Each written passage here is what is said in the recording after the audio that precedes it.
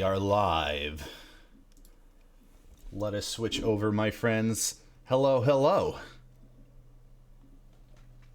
It is fantastic to see all of you. This is Matt, your chaotic and writer, and we are back for another episode of Tales of SEGLESIA. And hey, it seems like I'm getting a little bit of influx of some new viewers. Thank you very much for peeking in. This is a campaign called, of course, Tales of SEGLESIA, which is a city-based campaign taking place within the Auroraverse, aka Project Aurora. What is Project Aurora? It is a collaborative living world project with many DMs, many players, many campaigns, and one universe that all of these take place in. Things that happen in one campaign may affect things in another. Characters may find themselves in other places, in other campaigns, other worlds, between these many different settings within the Auroraverse. So, if that sounds like fun, if you're somebody who loves Dungeons and Dragons and you definitely want to, know what Project Aurora is about, or perhaps you have not played Dungeons and Dragons before and you would like to find a community that is very inclusive, welcoming, friendly, very passionate about the medium of tabletop gaming, I suggest and recommend that you look over at the chat over there and that you click on the Discord link, and that Discord link will bring you to Project Aurora. So for tonight, there are a couple of announcements that I want to mention, as per usual with games such as this, and any game that I have seen or run. The timetable for events, timetable for sessions, it goes at the pace of it goes at the pace that it goes. So, I would like to announce that this quest that we are engaging in, at the end of this quest, there will be maybe a 1 to 2 week break, and then we will kick off with Arc 3 of Tales of SEGLESIA. For those of you that have just popped in, it probably doesn't matter a whole lot to you. For those of you that have been watching the stream, just to be aware that after maybe about a session or two, there will be a short break. So please keep that in mind. Also, I would like to mention that in the upcoming month, that is to say, basically anybody that wants to participate in it, I will be running specific one-shots. I'm going to be running a one-shot a month. And the initial intention of these one-shots is to provide, some sort of reward for patrons. If you are curious about that, I do have a Patreon, and the link is down in the doobly-doo. However, over time, I've considered that really, I just want to run these one shots for anybody, and perhaps provide patrons first pick of the roster. In any case, you do not need to be a patron to participate in any of the upcoming one shots I will run. If you are interested in what those one shots are, what the theme is, and what the plans are, tomorrow I am going to be posting the announcement in a few different Discords that I am a member in. So stay tuned for that. Without further ado, let's switch over to our players. We have 5, actually 6 for tonight. You will have to find out. Stay tuned to find out which one the 6th is. But let's go ahead and say hello to the troop. Hello, everybody. How you doing today? Doing good. Doing amazing. Well, hello. How's it going? It's going very well. How are you doing? I'm doing fine on this fine evening. Hello. Vodka. Cheeky breaky. Potato. Dante. Anyways, so listen.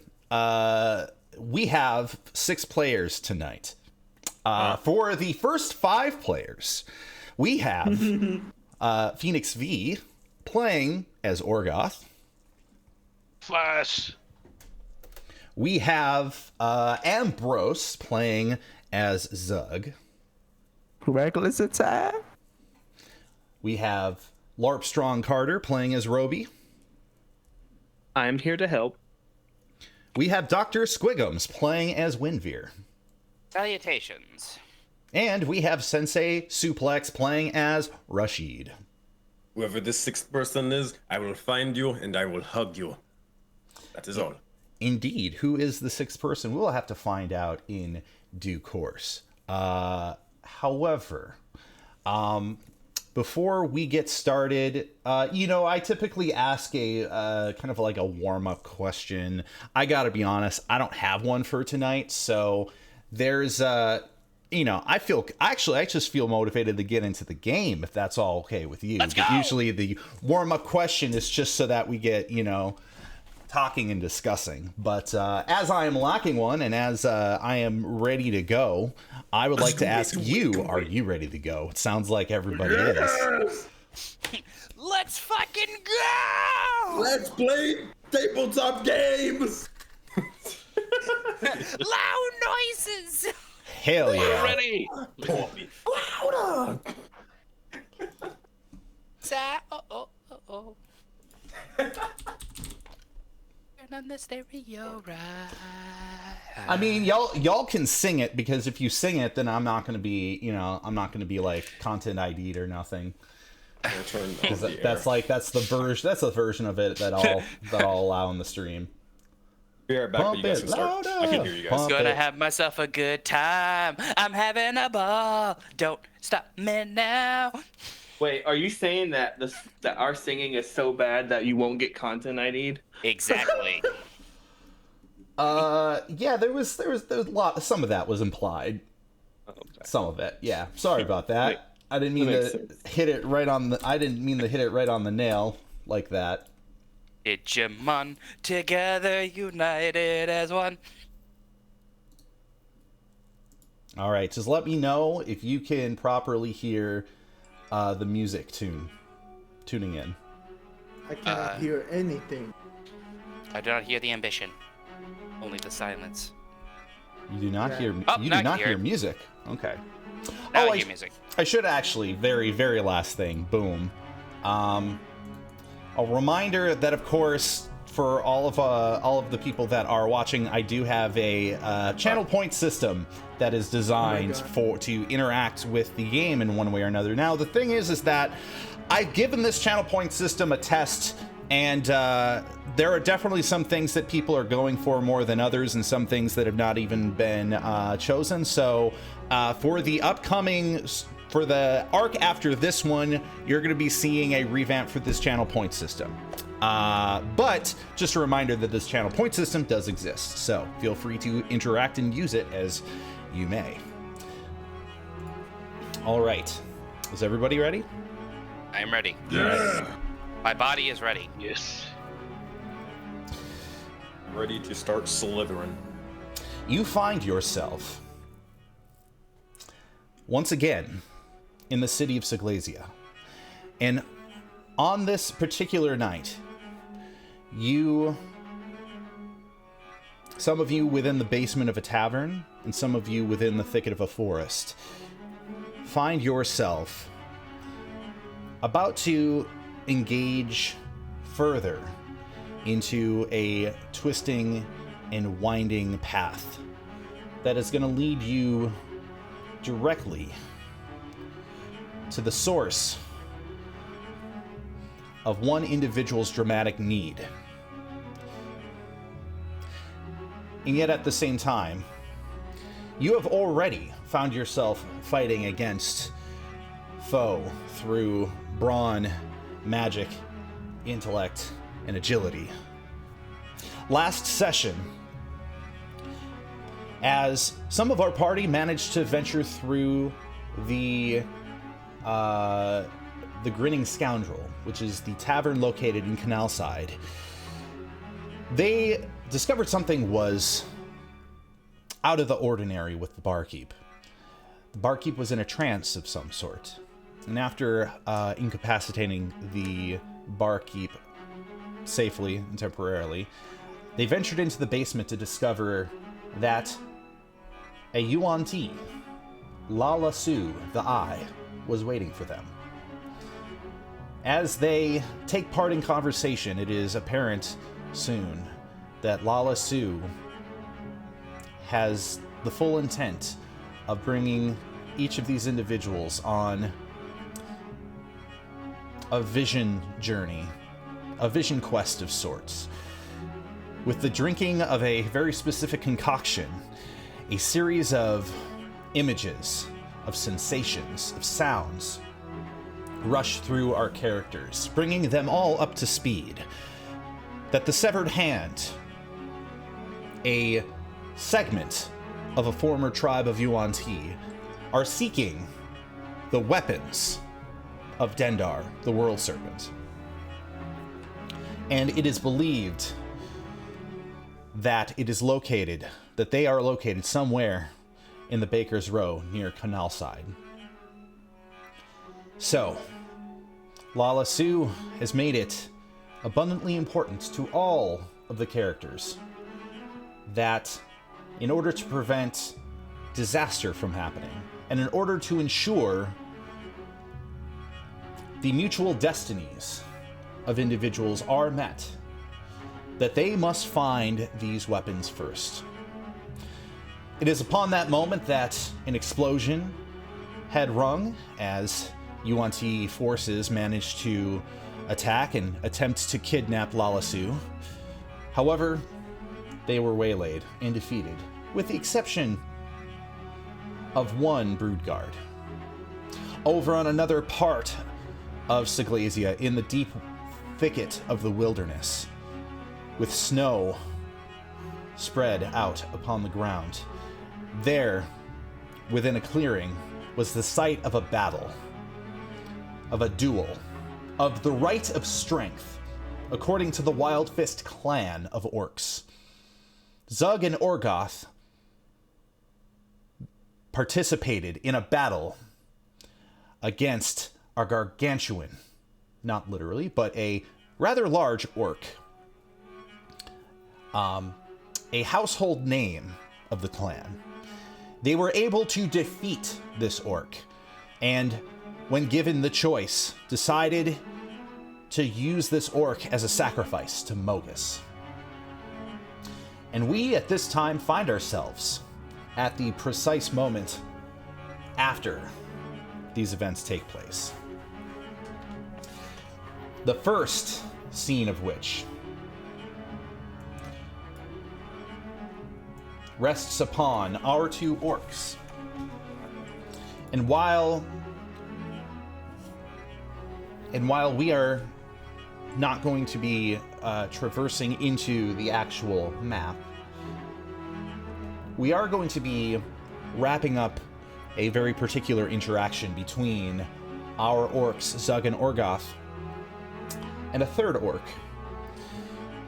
a individual who is referred to as the Eye of Mogus.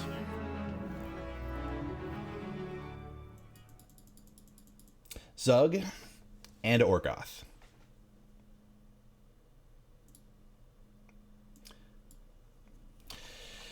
As you stand up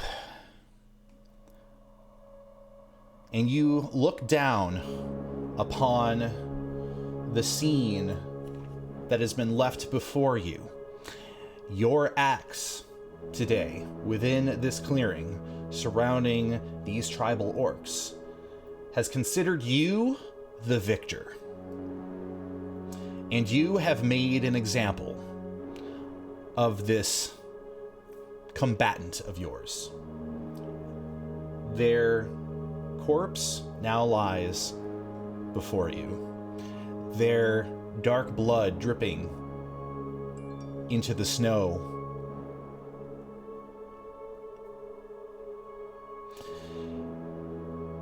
And as you are standing within full presence of this ritual that you have cast in tribute to Mogus. The individual who is referred to as the Eye of Mogus steps forward.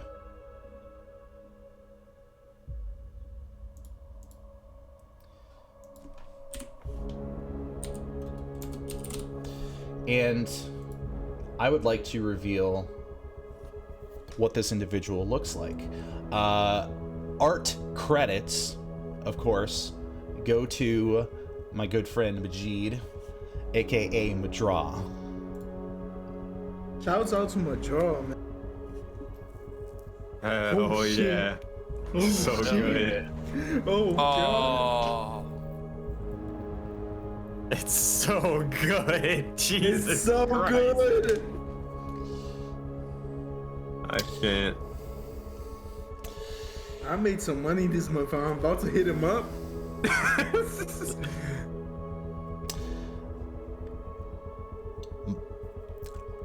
It seems you have indeed felt the touch of Mogus upon your shoulders. I can see it. I can see it in the way that you have exacted this one's life for the sake of tribute. While he is a prominent member of this tribe, the right of strength rules over most of our closely held customs. And so, it is upon me to recognize you, fellow orc, from one Mogus praiser to others. Tell me, what brought you into these woods in the first place?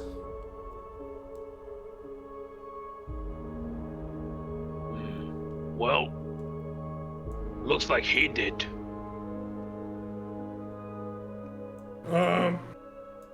Bigger man stuck to the second arc off, and he was like, rivers of blood make you strong.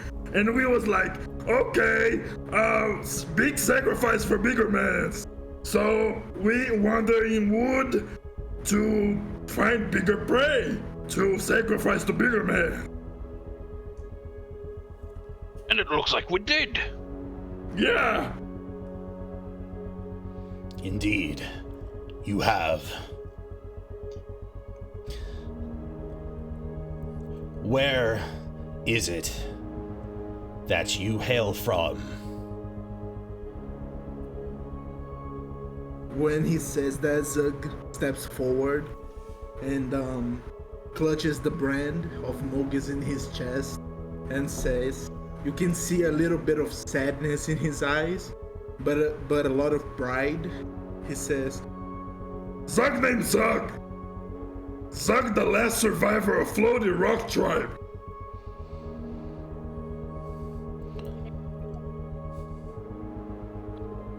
And I'm a Bloodsinger.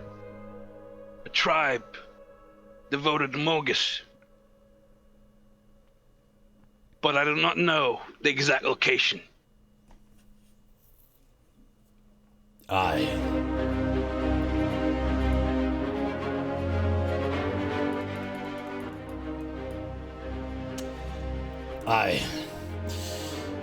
It appears you have traveled far, both of you. Floaty Rock Tribe. I have heard of this tribe. Though, I have been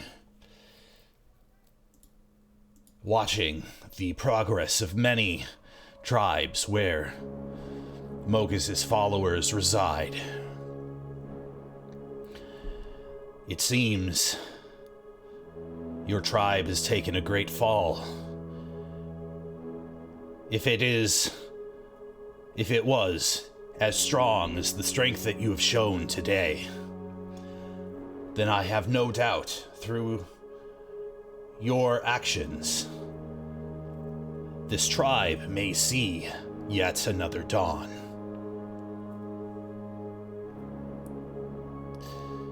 As for the Bloodsingers, I have heard of your kind.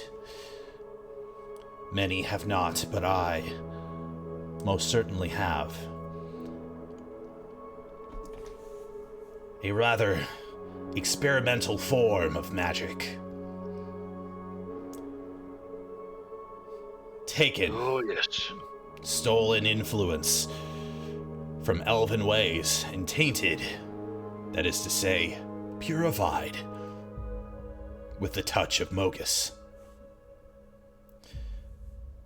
It is... Yep. That's what the tribe would tell me.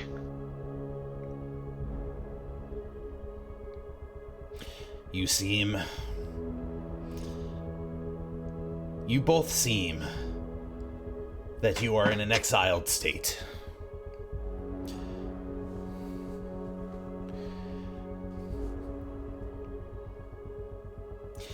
I, unfortunately,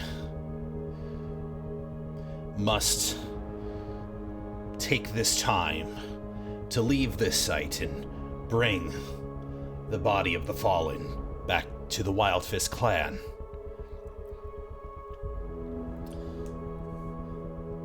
No doubt the elders will be asking about what happened here, and I will tell them. It is in my deepest confidence that you will hear from the Wild Fist clan in the coming days. But for now, I see, as Mogus communicates, your destiny lies elsewhere. I see a storm approaching. Snow blowing from every angle. I see a part of the human civilization, a place of cobble and stone. I see a tavern.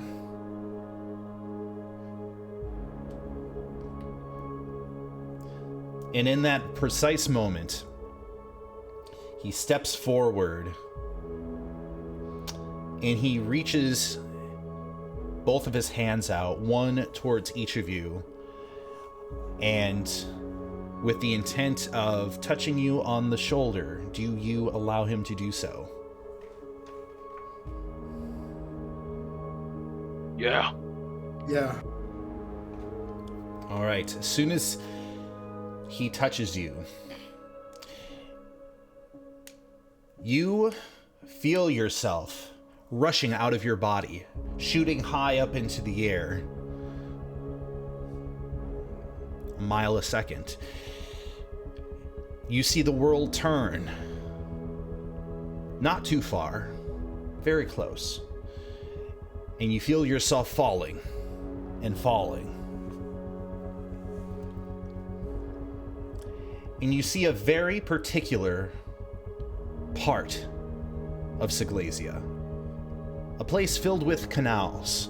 A place filled with a mixture of deep cobble and wilderness. That is to say, tamed wilderness. You see houses, shops, and you see a group of city watchmen that are standing and barricading the entrance to a bridge. And just beside them, about 30 feet behind them, you see the entrance to a building with the banner hovering over its front door saying, "The Grinning Scoundrel." and you see a brief glimpse of your friends, of Rashid, of Roby, of Windveer, and short glimpses of a battle. And it quickly occurs to you that while you had thought you had time ahead of you, that your attention is being beckoned. You feel a necessity to meet up with your current tribe. Let's put it that way. And just like that, all of these images go in reverse and you find yourself falling back into your bodies. And as you feel yourself come back into your bodies, both roll a Constitution saving throw.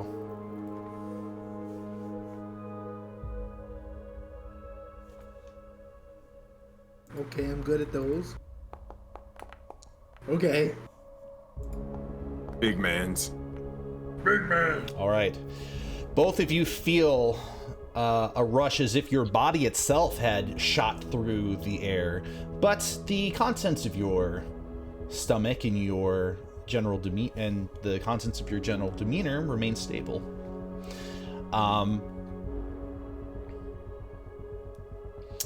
The Eye of Mogus steps backward and he says, "This is where I depart. But know this, Orgoth of the Blood Singers and Zug of the Floaty Rock Tribe. Mogus has seen what has taken place in this clearing today. And just as Mogus reaches out to me, I will reach out to you in due time." And with that, he takes his staff and he bumps his staff against the ground as he casts Pass Without Trace. And while you can clearly see him and all of the other tribal orcs nearby, as they begin to step away, they begin to become transparent as they seem to meld into the wilderness itself as they head away from you. Zug and Orgoth. What do you do?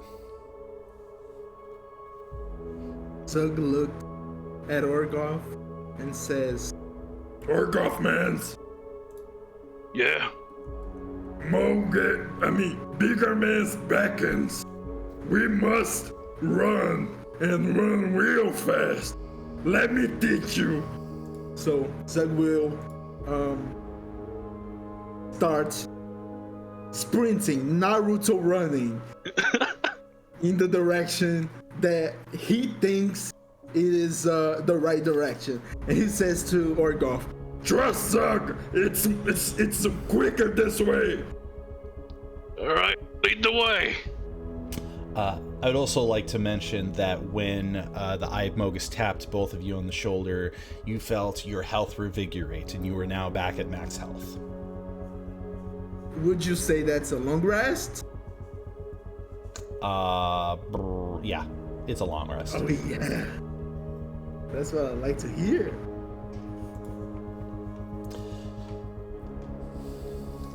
All right. So, Matt, here's Yes. the thing. Doug is trying to Naruto run and lead Orgoth to the place he thinks Mogus told him.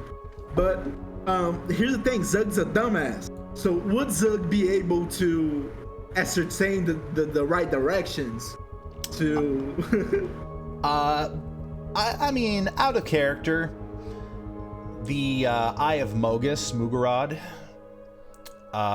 he is he spends his life hanging around orcs. He knows how to translate it into your mind, and you will know where to go. So regardless, Okay. you know exactly where you need to go. So I'm just beelining Naruto running that way because Mogus beckons. All right. In the meantime, anything from you, Orgoth, or are you just Are you basically following suit? Oh well. First he'll just I guess smack his left chest with his fist in salute, and then run after Zug. All right, and so you do. And we are going to switch over to the other half of our party. In this particular case, we are going to visit within the basement of the Grinning Scoundrel, where Roby, Winvir, Rashid, and Lala Sue are currently standing before bodies of slain Yuan Ti.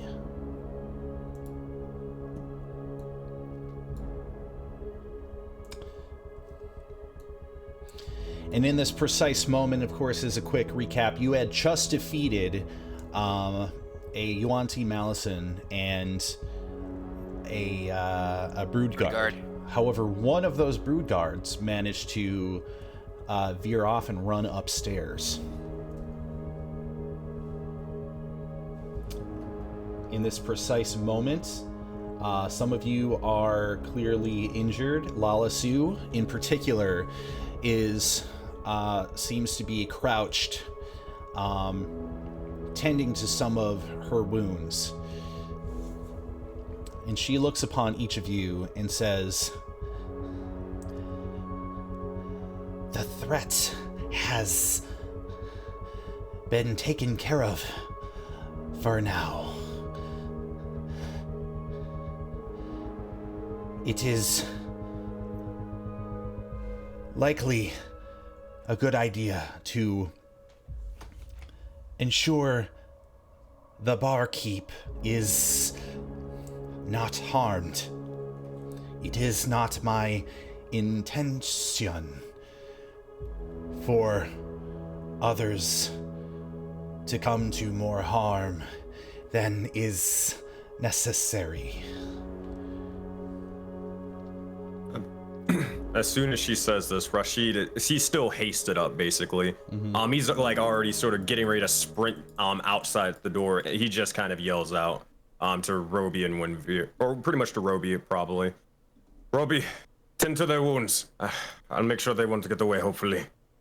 And he's just gonna sprint with 60 feet of movement, full dash. He is booking it. How close? Like, I forgot. How close was Rashid? Yeah, about 15 feet. Oh, what am I doing? I have 60-foot range. Before, like as you're darting out, Roby would say,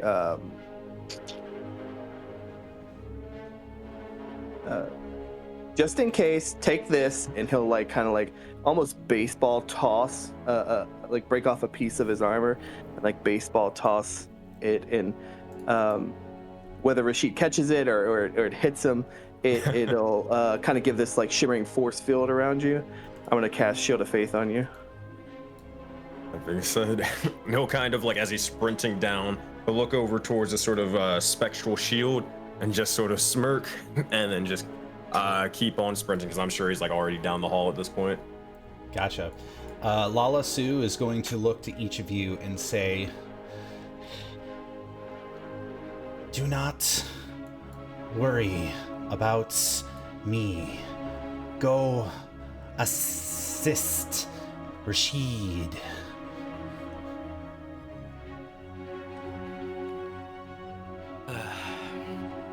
Fine. I look over at Roby. Come along, then. Actually, come to think of it, Roby, just give her a quick patch and we're out.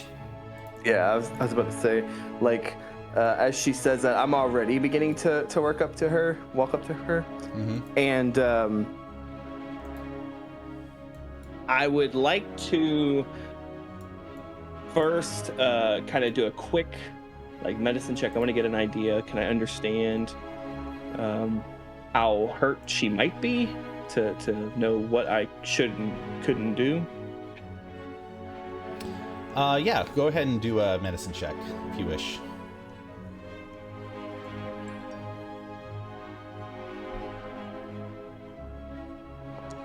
Jesus Christ, getting him out early. Yeah, may as well. So with a 9, from what you are able to observe, and you don't, of course, you don't know tons about biologicals in general. I mean, you know enough to do general healing, but in terms of like knowing all of the the word of between like Yuan-Ti and humans and maybe hobgoblins and Kenku, all of those things, you know you've profiled some of that in your databanks, but it's data yet to fill. And in this case, you are going off of the general understanding that this is humanoid. You should treat healing like any other humanoid meat sack that you've come across. A cure wounds, something of that nature, should be able to do the job. It doesn't seem like there's any like disease or ailment or anything. Yeah, and really the gist, I have a little fluff I'll add on the end of this once I confirm this piece, but the gist was trying to figure out, should I use a spell slot 1 or 2 for healing? I mean, oh, you mean cure. Like you were asking how many hit points? Well, what you gave was great. It was because I actually have a little bit of fluff to add onto that as well. But mechanically speaking, I'm just wanting to know what I know. I mean, if I don't know, then I'm going to do it too. I would say with a 9, that it's not going to let you gauge like how much necessarily, but you know that they're gonna need at least a cure wounds of assistance. Right, cool. So if I get an idea of just about, then I'll pop a level 1, which will give her 11. But the fluff that I'd like to add on that is, I imagine the reason I got a 9 was, if you recall last week, Roby was looking at her very inquisitively, as he's never really seen, this humanoid hybrid looking, creature. So I'd imagine, like, as he's like going up to her and kind of like scanning her over, it's kind of like I do not understand your full anatomy, however, and he'll just like smack his hands on her shoulder, and like little nanobots will crawl out of him onto her and begin to give her 11 points of healing. I must go now, and then start to book behind Winveer. Yeah, you can see almost in real time that her vitality seems to be recovering to a point where if you give it a minute, she may be able to come up and join everyone. But you are hastily following your compatriots up the stairs, and after the brood guard that has rushed upstairs. Now, of course, the brood guard isn't there. It's already upstairs. So let's go ahead and activate the next scene. Also, hey, Matt. Yeah. I doubt this means anything, but if it does, I'll let you know. With haste, I do, if I'm using my action and movement or whatever, I would have 120 feet of movement if I get faster or anything. Or is that all right? Yeah, math is hard. Yeah, that's right. Okay. Gotcha. Thanks for cluing me in. How do you see on your sheet how many spell slots you have left? Typically, if you double click on your sheet and you click on Spellbook, each banner that's right next to cantrip or first level or second level will have a number / number. So Yep. you're getting a little down there. Yep. Looks like I got one left. All right, cool. That's why I wanted to make sure, because I'm kind of tracking it both in D&D Beyond and here. Yeah. Understood. So I'm down here, right? Because it's going up. yeah, I guess in proper order. So some of you are injured in some way or another. Despite the scratches, cuts, bruises, you find yourself rushing upstairs. You go upstairs, of course, to notice that things are a little empty at first. You don't see the whereabouts of anybody in particular. However, in short order, you hear something. There is a back room to this particular tavern. And connected to this back room, the door to this back room, beyond it, you can hear commotion. At first, you hear glass breaking, and then you hear what seems to be like a large clay pot and a bunch of wood collapsing. And then you hear somebody yelling at the top of their lungs in complete outrage. In result of this, you hear a cacophony of other sounds that resemble fighting, that resemble combat. You've just been in combat with individuals. You've just been in combat with the Yuan-Ti Broodguard before. You know generally the sounds they make when they're fighting and the sounds they make when they're not winning a fight. This one is not winning the fight. And you see the door burst open at that precise moment. And you see this Yuan-Ti Broodguard, and you see its body filled with large gashes and magical byproduct, burns and things of that nature. And you see it is stumbling and just barely coming out of the door.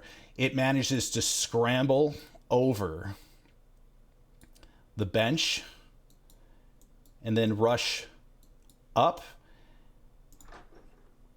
and burst through the door. However, you notice very, very quickly that as soon as it gets here,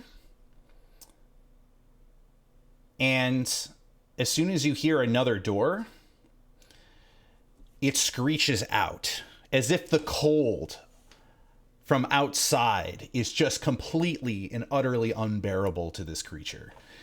And he rushes back in. And he rushes down. And looking into this creature's eyes, almost realizing that this creature is cornered in some way, shape, or form, doesn't have anywhere to go, that it realizes that it has to, in one way or another, fight to the death, fight for its escape. And so it jumps up upon this table and it hisses out loudly. Now, at first you think to yourself, well, the only other person you know to be in this building is the Tavern Keep. But it's at that precise moment you hear a bit of a you hear a bit of a toilet flush. And this door opens. And Antro steps out with that glazed look in his eyes. And he gives a deep sigh of content. And then he looks and realizes that there's a creature in the middle of his bar. And as you are witnessing this, is at that precise moment that you see a new individual. I know what's coming. You see a new individual. Looking a little bit frazzled, but for the most part, looking large and in charge. The individual who very apparently had engaged in combat with this creature and sought to teach it a lesson. You see a humanoid step through the door. This humanoid has pointed ears, has dark hair, has a flowing robe. What would you call that? Robe. I'm trying to remember what the term is, but it's a sort of a something that you would typically find upon a satyr. And you see, oh my god, horns. And he stares down the room and stares down this creature. And he looks pissed. It's time to introduce Character 6. If you are in the room, Sean/Blackman Inc., please come into voice chat. all I had to see was the art. And just to properly make sure, I'm going to make sure that oh, no, you already have the roll, so you should be able to jump on in. Yerp.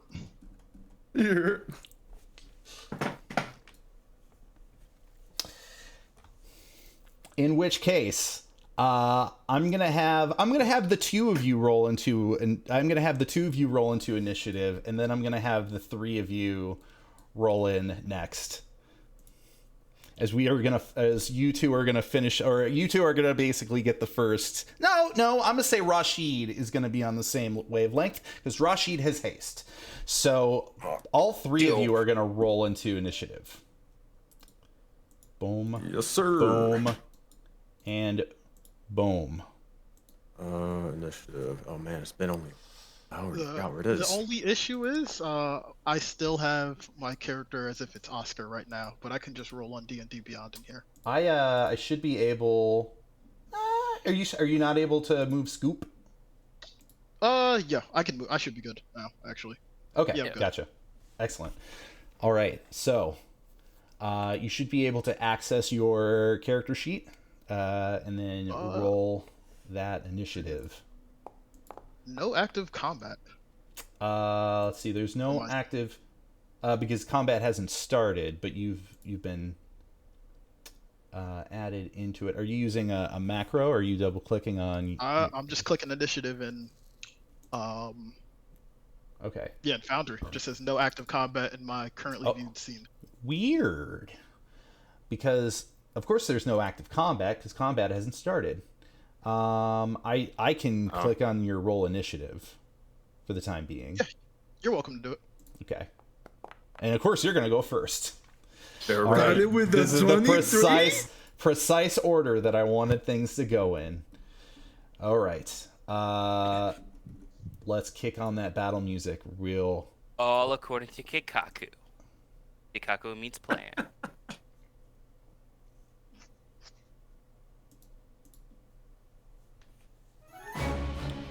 All right. In which case, battle begins. Scoop, it is your turn. You have been taking it to this creature, and you are not happy because it completely wrecked your place of business. All of your supplies are all strewn over the floor in the back room, and you are not happy.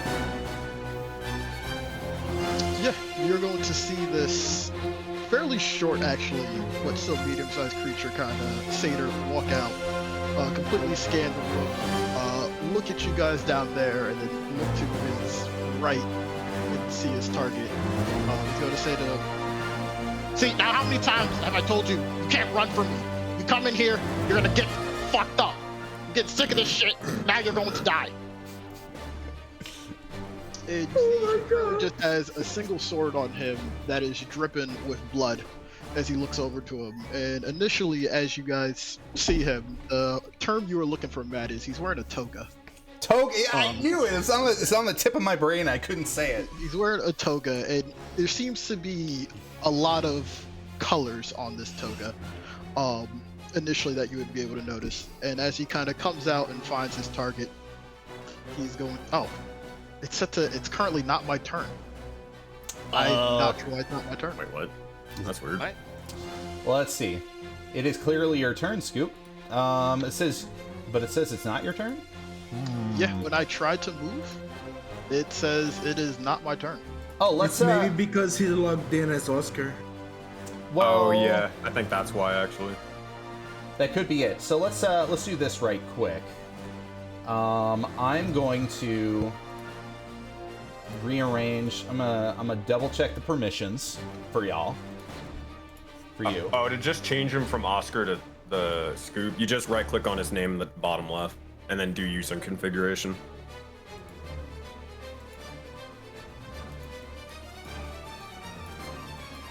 Oscar, user configuration. Release character.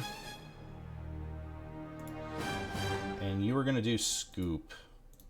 There you go. It has been switched to Scoop.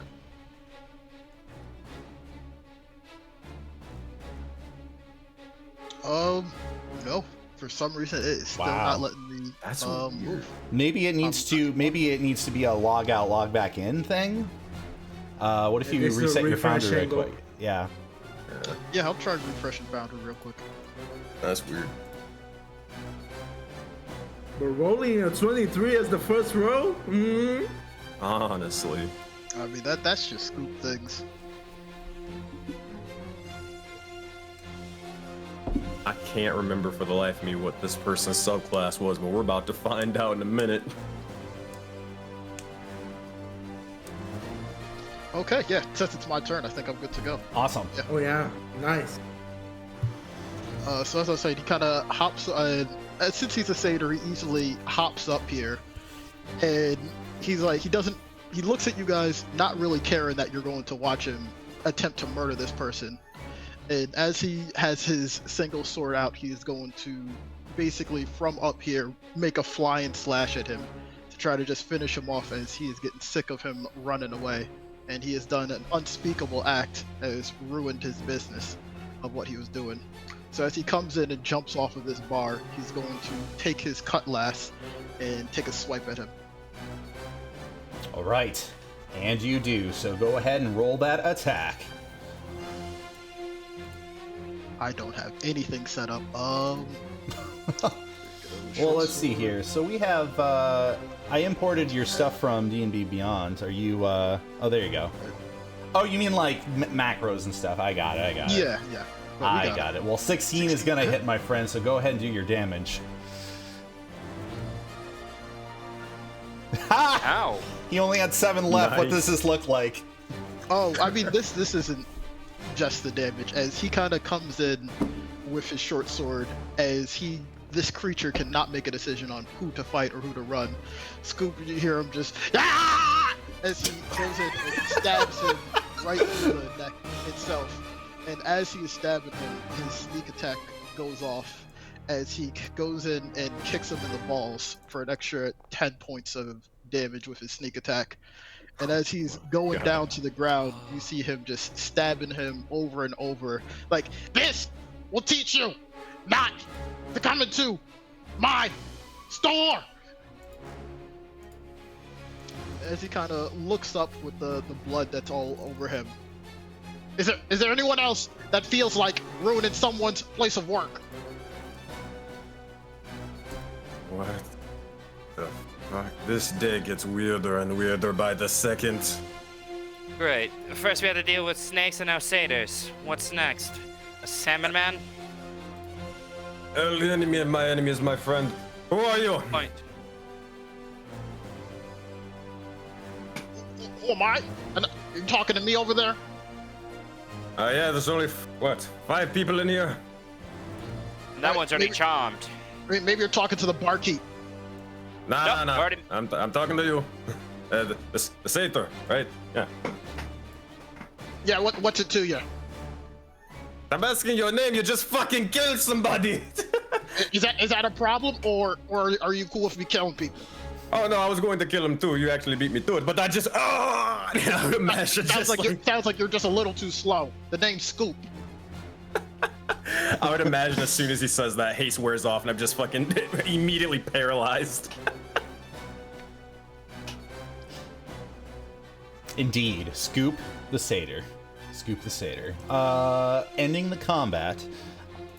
Unless of course you have hostilities against each other, but you'll have at this particular point. It doesn't seem to you, Scoop, that these 3 individuals had anything to do directly with the ruining of your place of business. It seems like you've cleaned up after. That is to say that you've taken care of the assailant.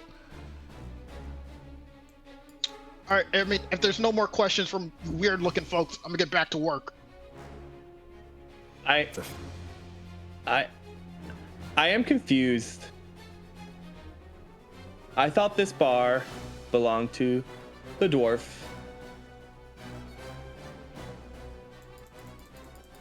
I mean, yeah, it definitely belongs to him, but I mean, you know bards, right? Bards go into bars, they do music, get paid for it, kind of working here. See, this one here, he runs a business out of the back room, and I run my business out of the front room. Whoa. I mean, don't go telling everything. Are these guys cool? We're fine. It's like, First of all, we know that one's they're charmed. So you can put me cool. fine They're there. cool. Don't worry about it. They're cool. Scoop immediately says something in Thieves' Cant to see if anyone understands him. Fuck, no. I wanna check on Rashid. I out of character, I get he's just like exhausted or whatever, but kind of medicine check him, pick him up. He's just mumbling, like his eyes have gone wide for a brief moment. It's only for like 6 seconds. Yeah. So like probably like even while you're after you're checking him, it'll just like, what the fuck happened? Wait, holy shit! What? Oh, That good to have you was back. Crazy high. Holy shit! You have to try that one time. Okay, what is going on? You want me to run down? Do you want Roby to? Say There the killed. Did I miss anything? Yeah. It seems as though he points over to the satyr. Scoop over here. Decided to take care of the last Yuanti for us. We are not able to completely say that is all of them. We must do a perimeter check as I'm like walking out the front door, like we're starting to. You see the goblin from the front run up and say like, "Oh jeez, what was all that? I was in the other room." And then Antro is like, "Calm down, just calm down. I'll clean it. Listen, it's all fine. There was a bit of we got a rodent. A rodent? That doesn't look like a rodent. That thing's huge." It's like, I think the term you're looking for is pest. right. I think the term you're looking Pest. for is dead. Those were much smarter than rodents. They blasted a hole in the basement. Like, Something like that. Yeah. I don't know exactly where they came from, but they made a mess. As soon as you say blasted a hole in the basement, you see this like if anybody's looking at Antro, because it's not subtle, his eyes widen for a little bit, but then they pacify again. and you see him like twitch a few times as he says, "It's all good. It's all good. No worries. Cobble, let's get this pest out of here and let's clean up the bar. We should get this place ready for guests later." And then Cobble says, yes, let's take care of this really quickly. Yeah, hurry up and clean this place up. There's blood everywhere. It's gross. When we're... I'm just Yes. point. Fine. Why do I have to be? I mean, technically I caused all of this, but I mean, technically we also I have didn't it. kill them fast enough. Don't worry. It's just more is that you pointed at which that does show the actual appreciation when it comes to my skill. The precipitation.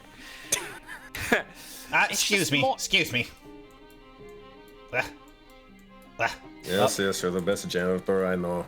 Janitor. Nah, I'm just fucking with you. just That would actually feel insulted. I And am a stay civil out. servant. Thank you very much. You and your nobilities. That being said, so... Wow. Oh. Let me get this straight. So you telling me, and you'll look towards Scoop, that you've been here this entire time, and what, you work in the back?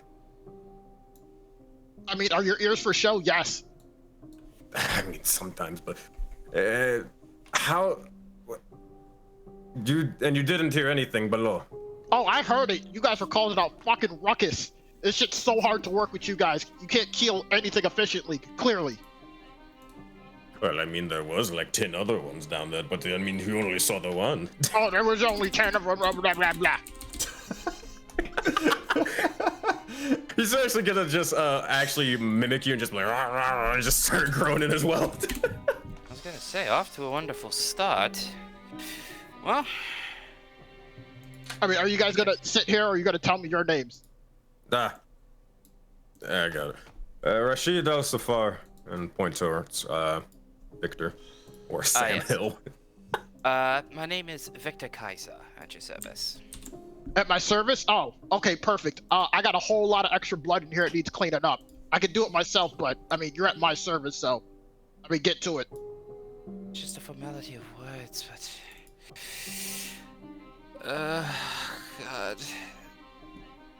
I kinda missed the day of the barbarous Musag. Wait, All what, right. what was that? Speak up. Nothing.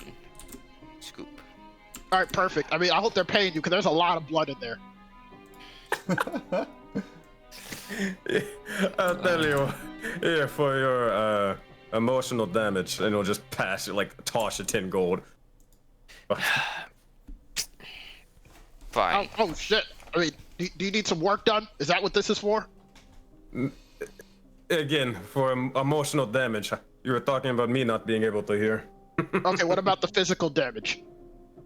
That should cover it, though. Don't worry about it. All right, fine. I mean, what were you guys doing that caused all that ruckus? Let's just say it was... No speaking in tongues. What were you doing? Like I was saying, we were dealing with a pest problem. So, I mean, you just go around killing people? Is there like a bounty? Can I get paid for this? It's not the bounty, but you're not too far off from just going around killing people. People that deserve it, but I mean, yeah, that's pretty accurate. I mean, most men deserve it, but that's a different topic. Kind of like thinks about it, it's like, yeah, probably. So a heated discussion, heated argument happening as your first point of contact. However, in the meantime, while part of that discussion is unfolding, we will see Zug and Orgoth approach the front doors of the tavern with the sign hanging over the door saying "The Grinning Scoundrel," and both of them notice that there is the body of a lizard creature lying on the floor, partially covered under snow. Oh, Matt, you think I'm approaching? I'm zooming. You're zooming. Zug is going to, because he has this sense of urgency, he's going to do the Zug classic. And I'm sorry, Roby, he's going to throw himself against the door. Well, just to clarify, I'm not behind the door. I just didn't want to move out because I didn't know how much of the map was actually mapped. But I was just doing a perimeter check and then going back in through the bottom. Well, I will say, okay, so if you're going to do a perimeter check, general perception check, and then I'll let you know what the results of that perimeter check are. All right. So could I argue the survival check? Because I'm specifically looking for tracks to see where they came from, how they got in, like obviously the big boom, and if there are tracks away from it to see if any of them were able to get away. Sure, if that's the case, do a survival check. Probably gonna roast shit anyways, but 18.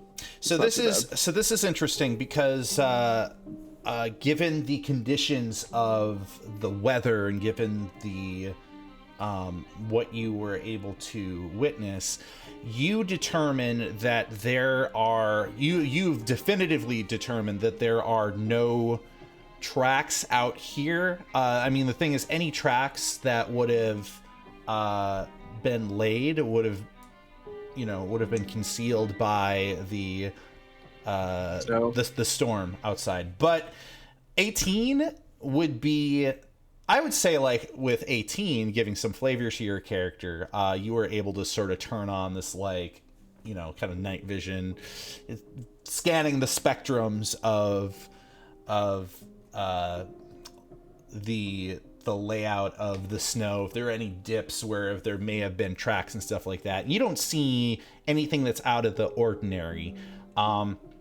It does come to your attention that, like, there was an explosion in the basement. They did come in through the basement. There isn't the other side of that explosion is nowhere out here, so it seems that occurs to you that there's some sort of cavern or tunnel that is closely connected to the basement, that was what was not connecting to the basement, but was breached with this explosion.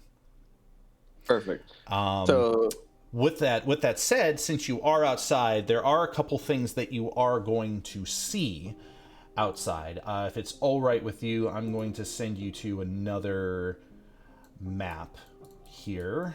And I want to make sure I place your token so that you can see appropriately. Boop, boop. Just as a glimpse. Boom. This is the area outside, directly outside of the Grinning Scoundrel. This is the greater portion of what is referred to as Canal Side. And you find that there's a couple things in particular that you notice while you are out here. One is there's a canal that separates the north side from the south side. And very similar to what you had noticed before when you had reached close to... I'm going to be switching it back pretty soon, but yeah, you can do a quote-unquote perimeter. What you notice is that that canal is completely and utterly obscured by this unnatural fog that's so thick that not only can you not see through it, but you can't even hear anything through it. There's nothing coming from the other side that you can tell. You notice directly outside that there are a few city watch individuals that are standing next to at the entrance of a bridge, and there's an engineer that's putting up a barricade. As you are doing this perimeter, you are going to notice that this thick fog is like a wall. It's like a barrier of sorts. And it is covering the entirety of the canal. And it makes you it actually makes you wonder, it actually makes you wonder what is actually creating this barrier. A, because it isn't directly related to the storm. It doesn't seem like. And B, what is on the other side exactly, and what sort of things do you expect are going to be on the north side of that barrier? So, few follow-up questions. That's a lot of it's some gimmies, but I think with an 18 survival sort of translating into a bit of investigation at the same time, yeah, it's those are sort of the insights that you get from the what you see outside. Right. And so just to confirm, was this not here when we all came into this tavern? There was a bit of a barricade set up. There were not people here. However, the fog, that barrier fog was there. That is something that I mentioned was a thing when you were approaching the tavern. All right. And then, so I did a perimeter check, and I don't see that there's explosion on the upper level, which tells me that there is some sort of bottom level, aka maybe sewers or something of that nature. And I should be able to tell based on the location in which we came that the bomb is about here. Like the bomb is under this, right? Because that's the corner. Generally speaking, yes. Okay. All right. So what I'd say is like the amount of time I'm spending out here, at some point that's when like Zug and Orgoth would be coming up. Yep. So let me throw, but I guess as mentioned by Zug and potentially Orgoth, Zug is literally just, you see them rush basically from this direction, and you see them move forward and then just break in through the front door. Yeah, right as I'm like turning the corner, I just imagine like I see like that must have been Zug, and then you could put us all back in there. All right. Boom.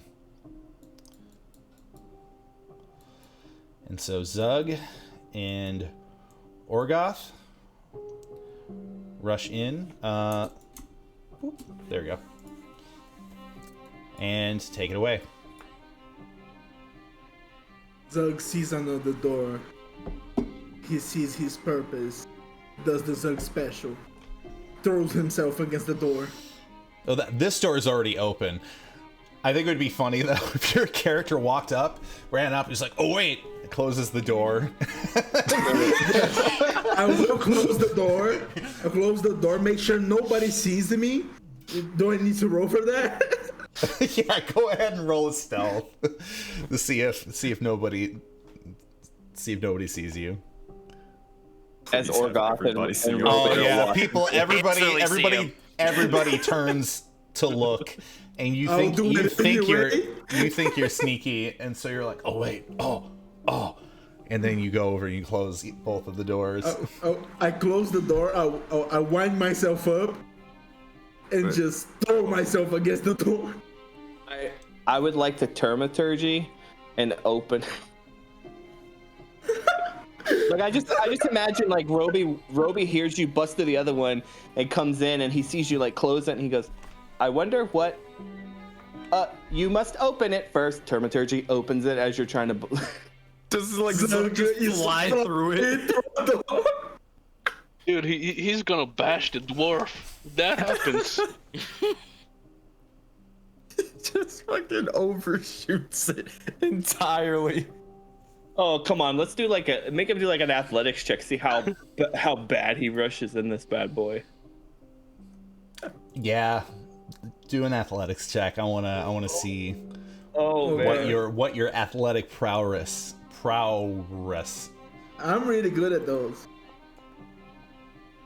This is all happening to like a Naruto opening in Zug's head. Yeah, I'm listening to it on Zug's head. At first, you saw Zug rush up and realize, like, oh, it's not with enough panache. Well, he's gonna close the door, and then burst through it. It's above average. It's like, you know, it's better than his first approach. It's much more to Zug's standards. As Zug realizes there's no door anymore, he's kind of free falling.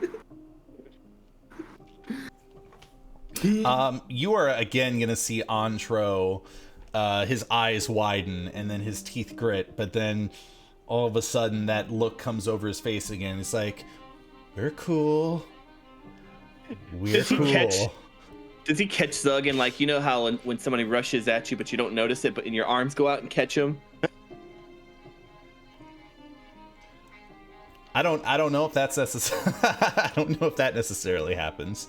That's like an 8-foot tall fucking orc. Oh wow, that's. And Antro's a dwarf, or am I? Antro's a wrong? dwarf. Yeah, he's a dwarf. Oh god, yeah, he's twice his size. Oh, no. Zug, seeing his people, he's like, okay, I need to relay a message. And he looks like the guy from Ancient Aliens at this point. He gets up on the... But you don't even have... you don't have any hair! How can you look like the guy from Ancient Aliens without hair? I got the crazy face on. Okay. And DM question, I catch the glimpse of Scoop. And when I was having the Mogis-induced revelation, did I see him?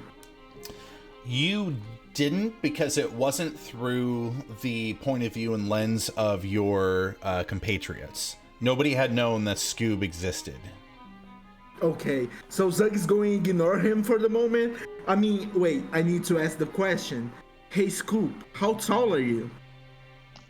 Scoop is not that tall. He's like 5'6". Yeah, Zug's not paying any attention to him. He's looking at Winfear and Shat and fucking Rashid, and he's like, Bigger man told Zug to come here. What's happening? Well, what happening? Where's Zargoff? What happening? Graceful entrance. Wonderful indeed. I have to say bravo.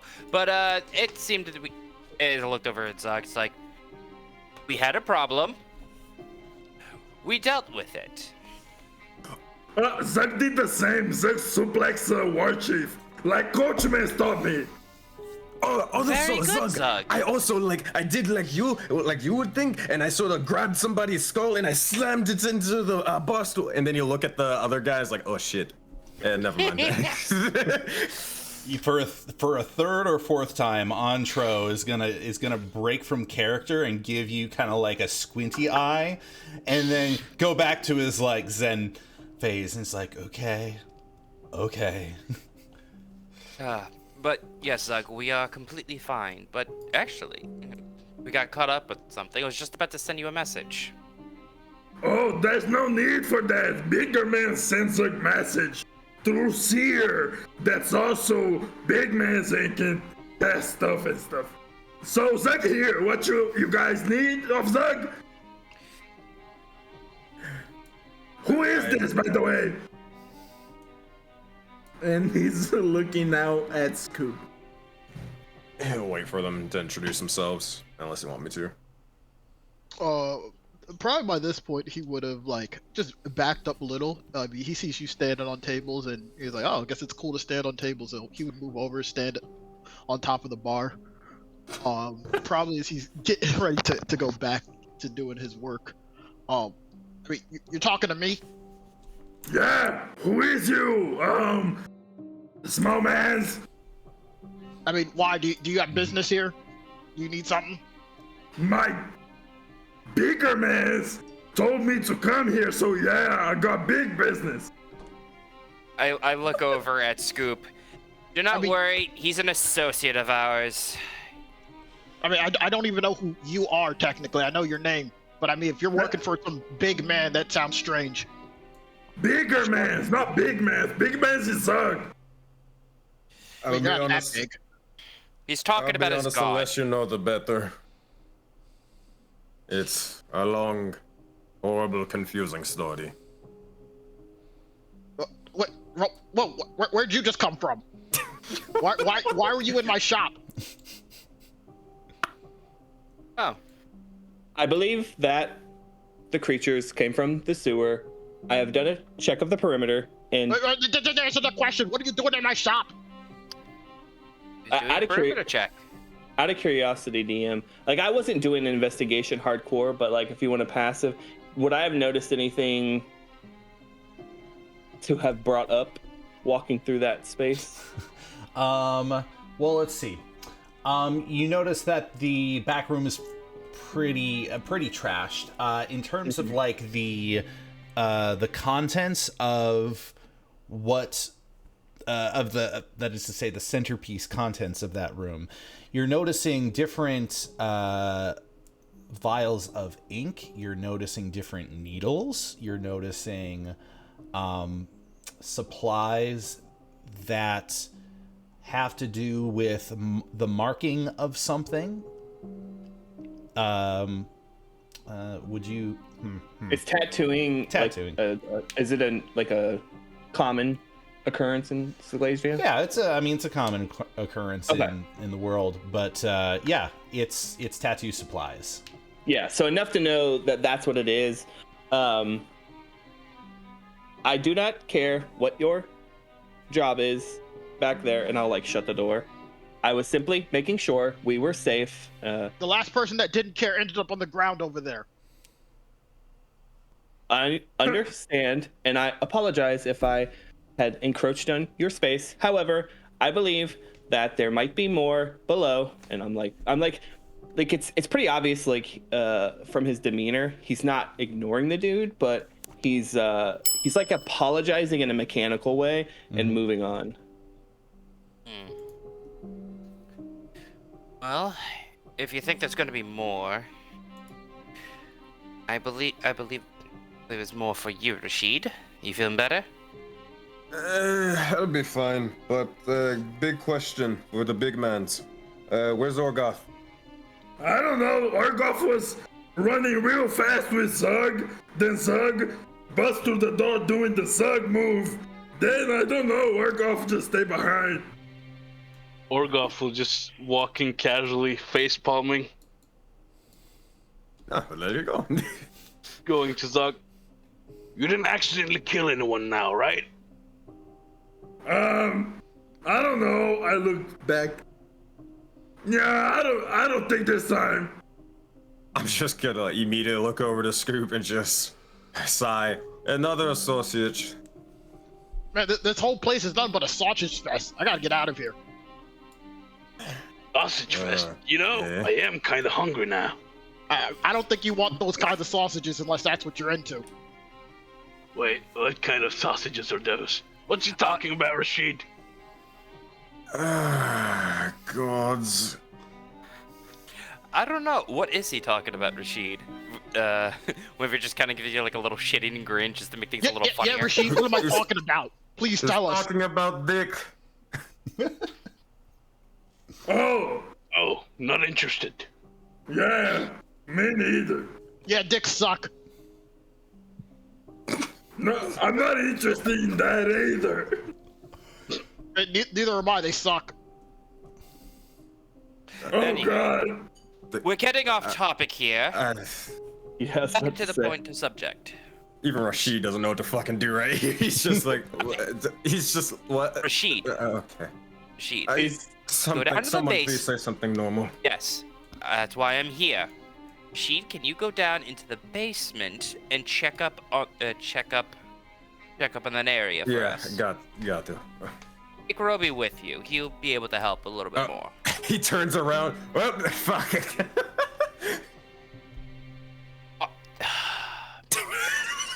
This is just a sitcom at this point. Real quick DM question: would Zug realize that this guy's tatted up?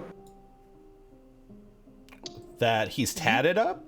You would Yeah. probably easily notice Scoop has one very large, distinct tattoo on his shoulder. It's sort of a light purple, similar to the color of his eyes. And anyone with like basic arcana magic would notice there is no magic coming off of Scoop besides from this tattoo. Zug's going to instantly jump over to the counter. Nice. Before he thought he was small man's, but small man's with tattoo, that's different. You got tattoo? I mean, yeah, you buying? Wait, you do tattoo? No. See, I do the best tattoos. Mine. Tattoos like face. Wait, what? Tattoos like face. I mean, you got tattoos, Zug's face money? What? The answer is no. I Well, then look the at answer is no. Rashid and Winvier with puppy dog eyes. How bad do you want Zug tattoo face money? Oh, Coach man, Zug really need that Roa's Killer Gang tattooed on his forehead. I thought about blackmailing you, but nah, you're cool. You're the boy. He'll just ask Scoop, how much for tattoos? How much you got? Enough. How much for tattoos? Depends on the tattoo. You want a tattoo, or he looks around, or you want the tattoos? I don't see the difference. I want a tattoo. I can tell you can't tell the difference, but there's definitely a difference in what I can do. Can I make an insight check to get at what he's hinting at? Absolutely. All right. Insight check. Where is it? Boop. 20. By the way that he was expressing it, you know, I mean, you could typically tell in this kind of dialectic when somebody is comparing an inferior product to a superior product, they present a little bit more for the superior product. But the way that he gestured and like his face lit up and he was, you know, there's always that moment of you being able to actually like, you can't explain it. Sometimes you could just interpret what it is they mean. And it occurs to you that he's not just talking about tattoos. He's talking about magical tattoos. Mm-hmm. Okay, something along those lines. I mean, shit, if talking about tattoos, well, you might have two customers. But that's another thing for another time. Zug, do you want to, I don't know exactly what this could sort of mean, but Zug, do you want to be able to sacrifice better? Do you even need to ask, Zug? Yeah, I thought so. He wants the tattoo. Orgoff hears that and he's like, "Oh, me too." Oh my god, I'm not made of money. Oh, I mean, I hope you guys are made of money. These things aren't cheap. How much for tattoo? Well, looking at you, turn Very around. big man's, right? Okay. Turn around. I gotta see Okay. the canvas. Okay. It's my forehead, though. I mean, if you really want one, it's not gonna fit on the forehead. I mean, you got a big head, but it's not gonna fit. I need more space if you want the real good shit. Let's I mean, stop. also, this shit isn't instant. It sounded like you guys were like in a rush to do something. And by the looks of it, you don't even look like the person that could sit still for longer than an hour. Upon your mention of, it looks like the group is in a rush to do something, you do hear a light hiss coming from the individual that has just stepped up the stairs as you see everybody in the room sees Lala Sue step forward. I would say, Scoop, you have not seen this individual. You probably have noticed that throughout the day, Antro, who has been sort of, the person next door, Antro has been uncharacteristically calm, and you haven't quite deciphered that he's been charmed the entire day. So this individual just seems like a new person altogether. However, all of you, the rest of you, of course, recognize Lalasu, and she steps forward and says, "Yes, there is business to take care of. We are falling behind, and I must finish my ritual so that you are all properly prepared for what is to come. At this time, I would like to assure that all of you are in peak health before any other events take place this evening." And she is actually going to walk over behind the bar. She's going to walk past you, Roby. And she's going to move to one of the beer kegs. And she is going to say,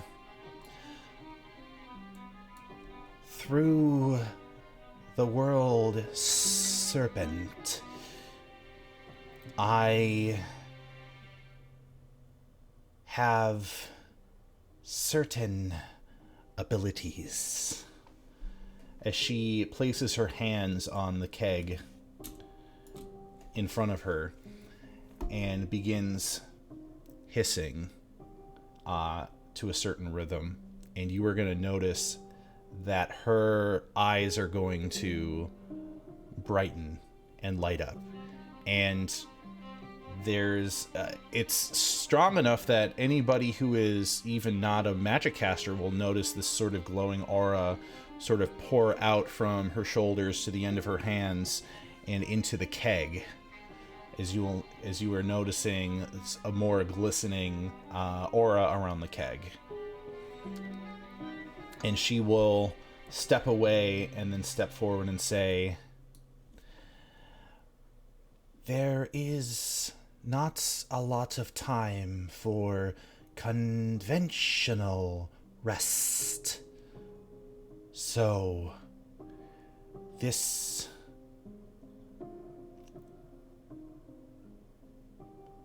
refreshment will have to do." And Antro is, Antro is immediately going to start walking. And he's going to immediately begin walking behind the bar and start filling up glasses of the beer. Real quick, is this Yuan T? I still don't know names. This is a woman? Yes. Okay, what is her name again? I'm still learning names. Lalasu. Lalasu. Okay. Yeah. As the dwarf kind of goes over there, Scoop is going to yell, "Yeah, start doing the work for her. That's a good dwarf." Oh man. Wait, snake womans? He looks at Rashid. Snake mans! This your woman? No, far away from here. I'll point to the necklace. Oh. Wait, but... Wait. Zeg's confused. As though that I look at Zug, it's like, you know how you and Orgoth share the same god? Yeah. That's the Bigger secret. man. Oh, pretty the accurate. world serpent. Mog is Exactly. much bigger. You know, that's a lie. We talked about this now. Come on, I'm paying Hush for it. your tattoo. No, I mean, are you you will guys have the- really comparing god sizes? That's kind of weird. You got them right, we are. Now, anyways, you know that I am paying for your tattoo, so you will not have any slander of Dendar in this tavern. Right. We won't say anything. Alright. Okay. He kind of like has a sort of like not necessarily mocking, but kind of imitating Winveer, just being a little bit like uptight and snooty a little bit. I respect Snake Man's because Snake Man's strong man's. So, okay. For now. I mean, first off, it's rude to keep a woman waiting, and he's going to go over and grab some of the beer, and whatever she had, he just drinks it. All right. Yeah, drink it. You, of course, feel refreshed, but you don't feel different. As Antro is providing this drink to each of you one by one, Rashid, you mentioned that you drink it. Yeah. All right, take a long rest. Hell yeah. Zug is just like, oh, we're getting faded? So he would drink as well. God damn it. Zug, Of course. you feel refreshed. You don't feel different because you're already long rested. I'm gonna take a swig of it. Just be like, All right, No, Golf will just you feel long drink rested. quickly. You are no longer badly injured. I'll nod to Lalasu and thanks. full rest. Long rest. Long rest. Antro is also going to hand one of the glasses to Roby. I just imagine like Roby was kind of like waiting at this table, just kind of like looking back at them as they all were going back and forth with the tattoos and stuff.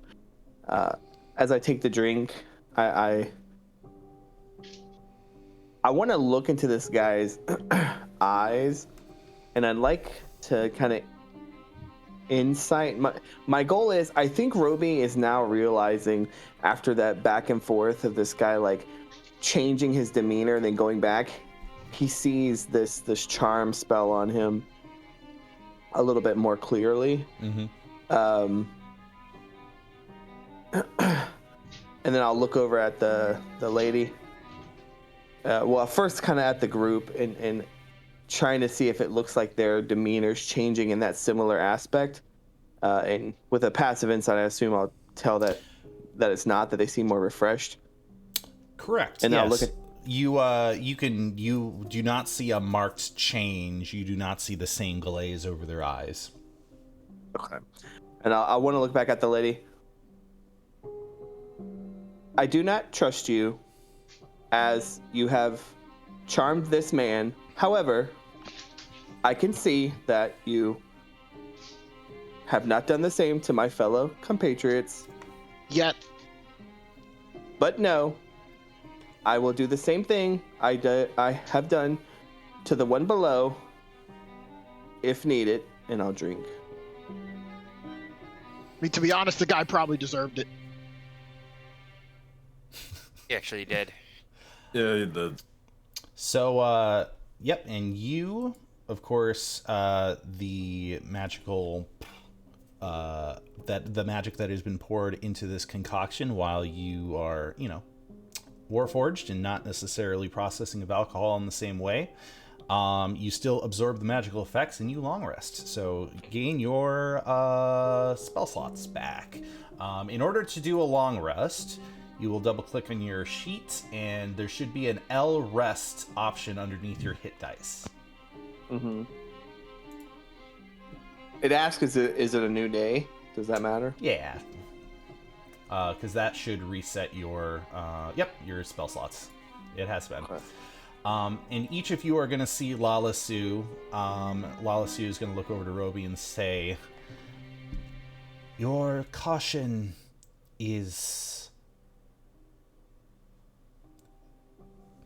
warranted. I would not respect you if caution was not something you entertained as a group.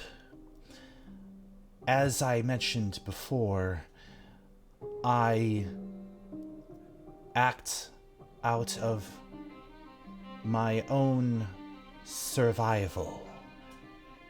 This one here, he is merely in this state as a point of observation and safety for myself. It is my intention to leave him better than I found him in due time. In the meantime, the ritual must continue another 2 hours, at which point the compass will be ready, and you will have all you need to continue your quest. I shall excuse myself. She's going to begin walking towards the steps to continue. In which case, I'm wondering, hold on a sec. Let me see if I can retcon something. Oh, yeah, I'm going to retcon something. Before she actually goes down the steps, she's going to turn around and look at each of you and say, the way forward will not be direct. There may be more than one way to travel to reach your destination. And it seems one of those ways is down there.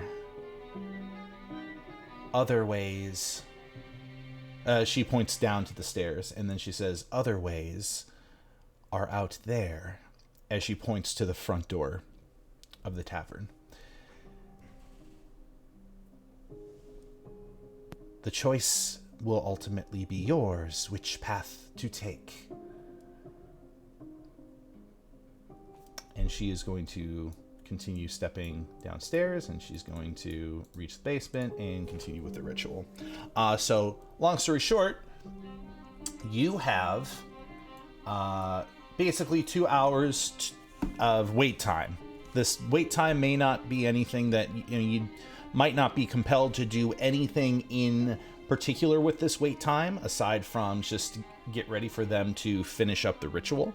As I had mentioned previously, those that had arrived here early, so she was not quite ready. However, this is where I say, as a dungeon master, that the remainder of the quest ahead is divided between more than one path. Your goal should, if your mindset is 100% completion, it's not necessarily, you don't have to explore every single inch of everything I provide you. You instead have to basically choose a route to get to your destination. And so far, what has been provided to you are these facts. A, there has been an explosion in the basement, and there is now a hole in the basement leading down into some subterranean level. B, when one has stepped outside, there was a bridge with a barricade over it, and some city watch. More information could be gained from them, potentially. C, you, of course, very specifically notice that, or have this information relayed by Roby, that this thick fog hanging over the canal is is very much like a barrier, which means potentially one of your avenues could be finding a way across that somehow circumvents that barrier. So that is my hints to you as a DM, is that you essentially have 3 different paths that are possible.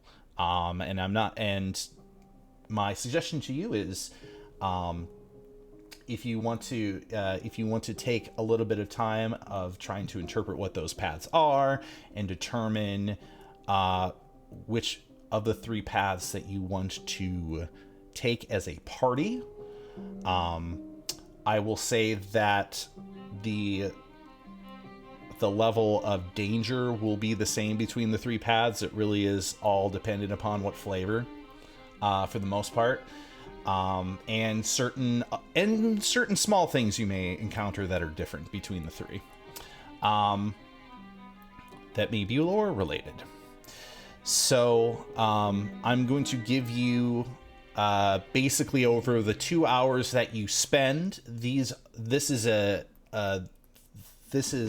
what is incited from your own like exploration and discussion with each other. In which case, I will ask, although it's up to you.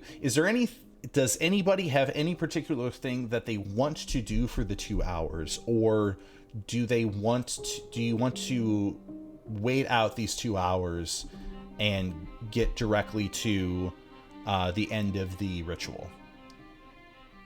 There is something I want to do. It's just more of an RP thingy. Okay. It's very small.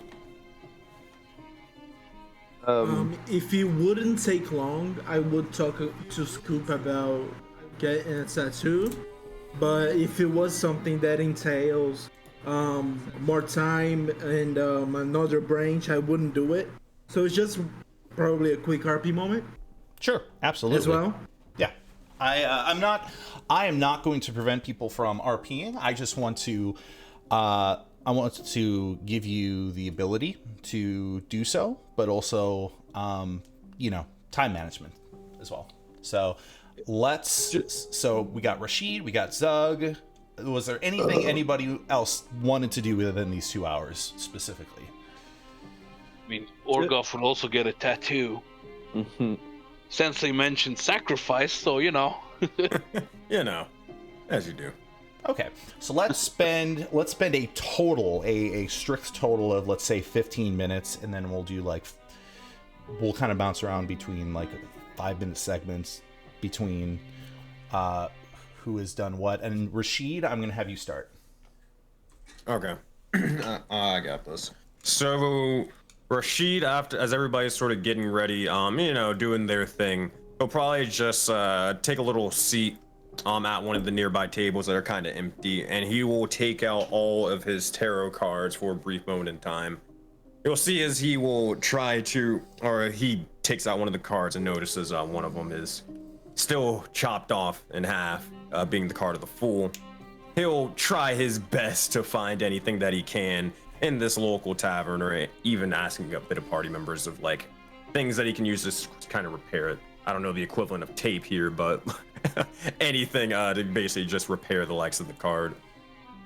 And eventually, after a bit of time for that, he will actually lay out all of his cards and actually do a reading of the sorts. As he does, he kind of focuses and just lets everybody do their own thing. And then he pulls out a spread of 3 cards. First one on the left, he pulls out the Fool reversed. In the middle, he'll also pull out Judgment reversed. And the final one, or towards the right, will pull out the card of Death, finally, but also reversed as well. And for a brief moment, you'll see as he's a little bit sort of taken aback from the card of Death, but then realize what it means. And then anybody kind of noticing if they would ever ask about it, he would just have a sort of a strange but constant sort of and confident smile on his face. Especially, it would be a little bit weird, just considering that if you were to notice that he did pull the card of death for him. After that, he's just kind of sort of putting his cards back together, and then getting ready to sort of pack up and go if anybody's asking him about that. If not, he's gonna go do the other thing. Well, I couldn't What was help that? but notice that you seemed a little slight dejected when it came with, I believe it was the death.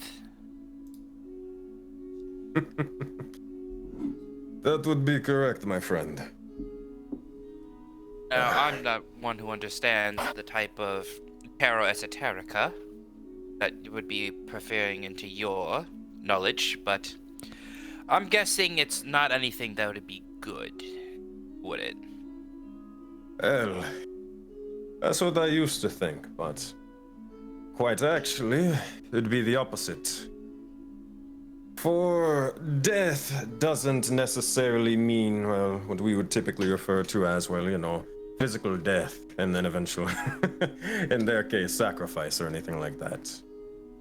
Death could actually mean the death of one thing and the rebirth of something new, something stronger, faster, better for this world. And that,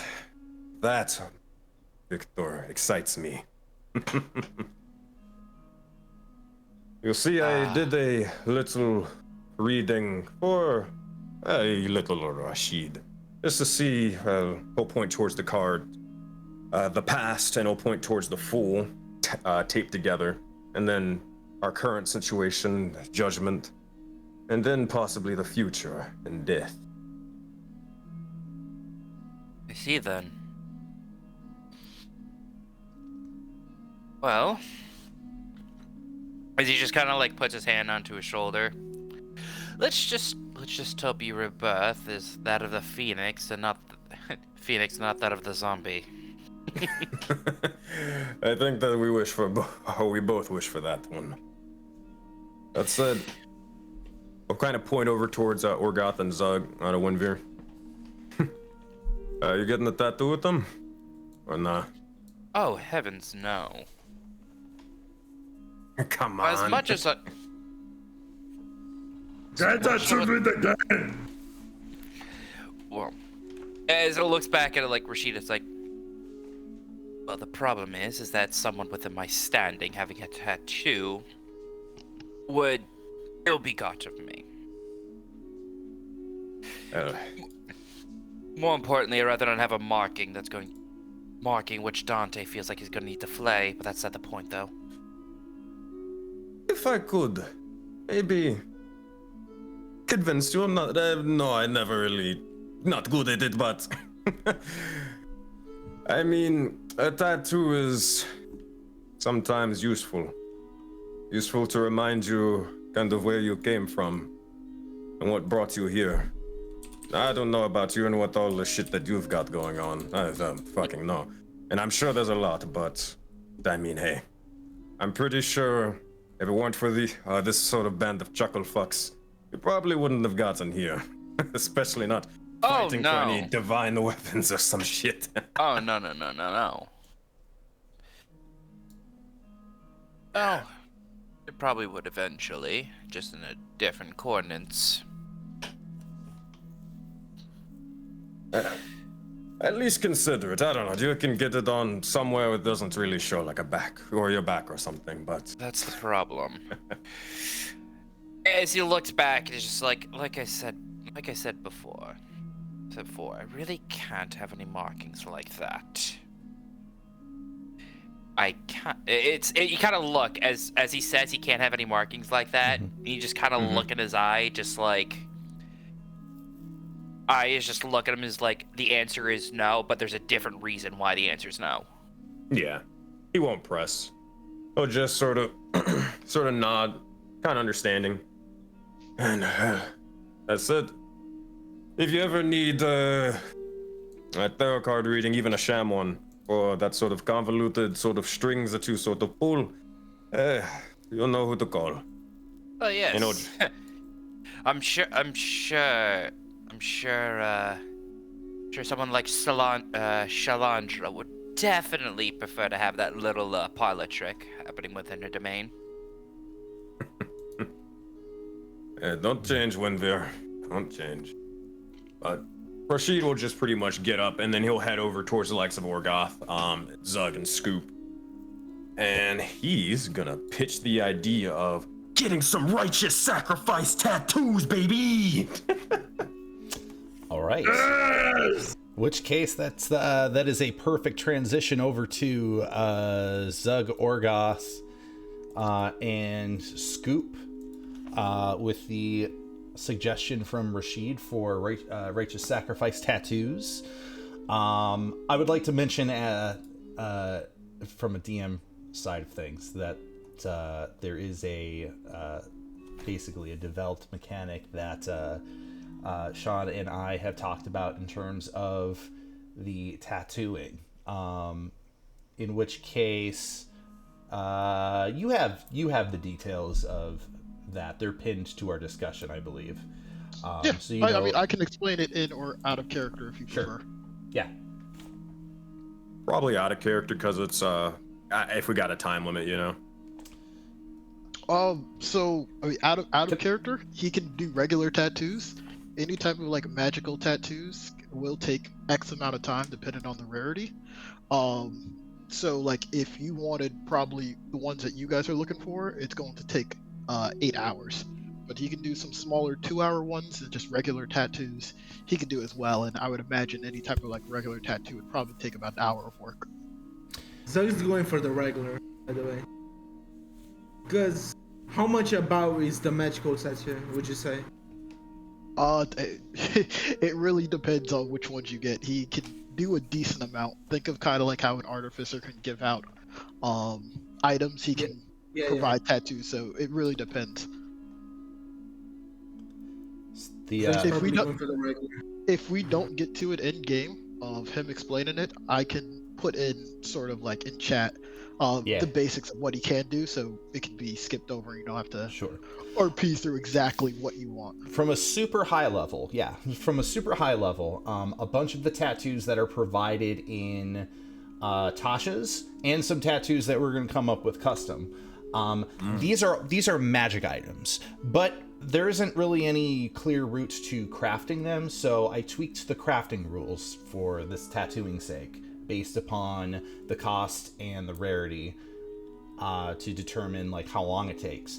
If we're talking 2 hours, you have more than one person that is interested in a tattoo. So the only tattoos that would take only an hour to do would be like a spell rot tattoo that gives you a first level spell as a tattoo that you can spend once.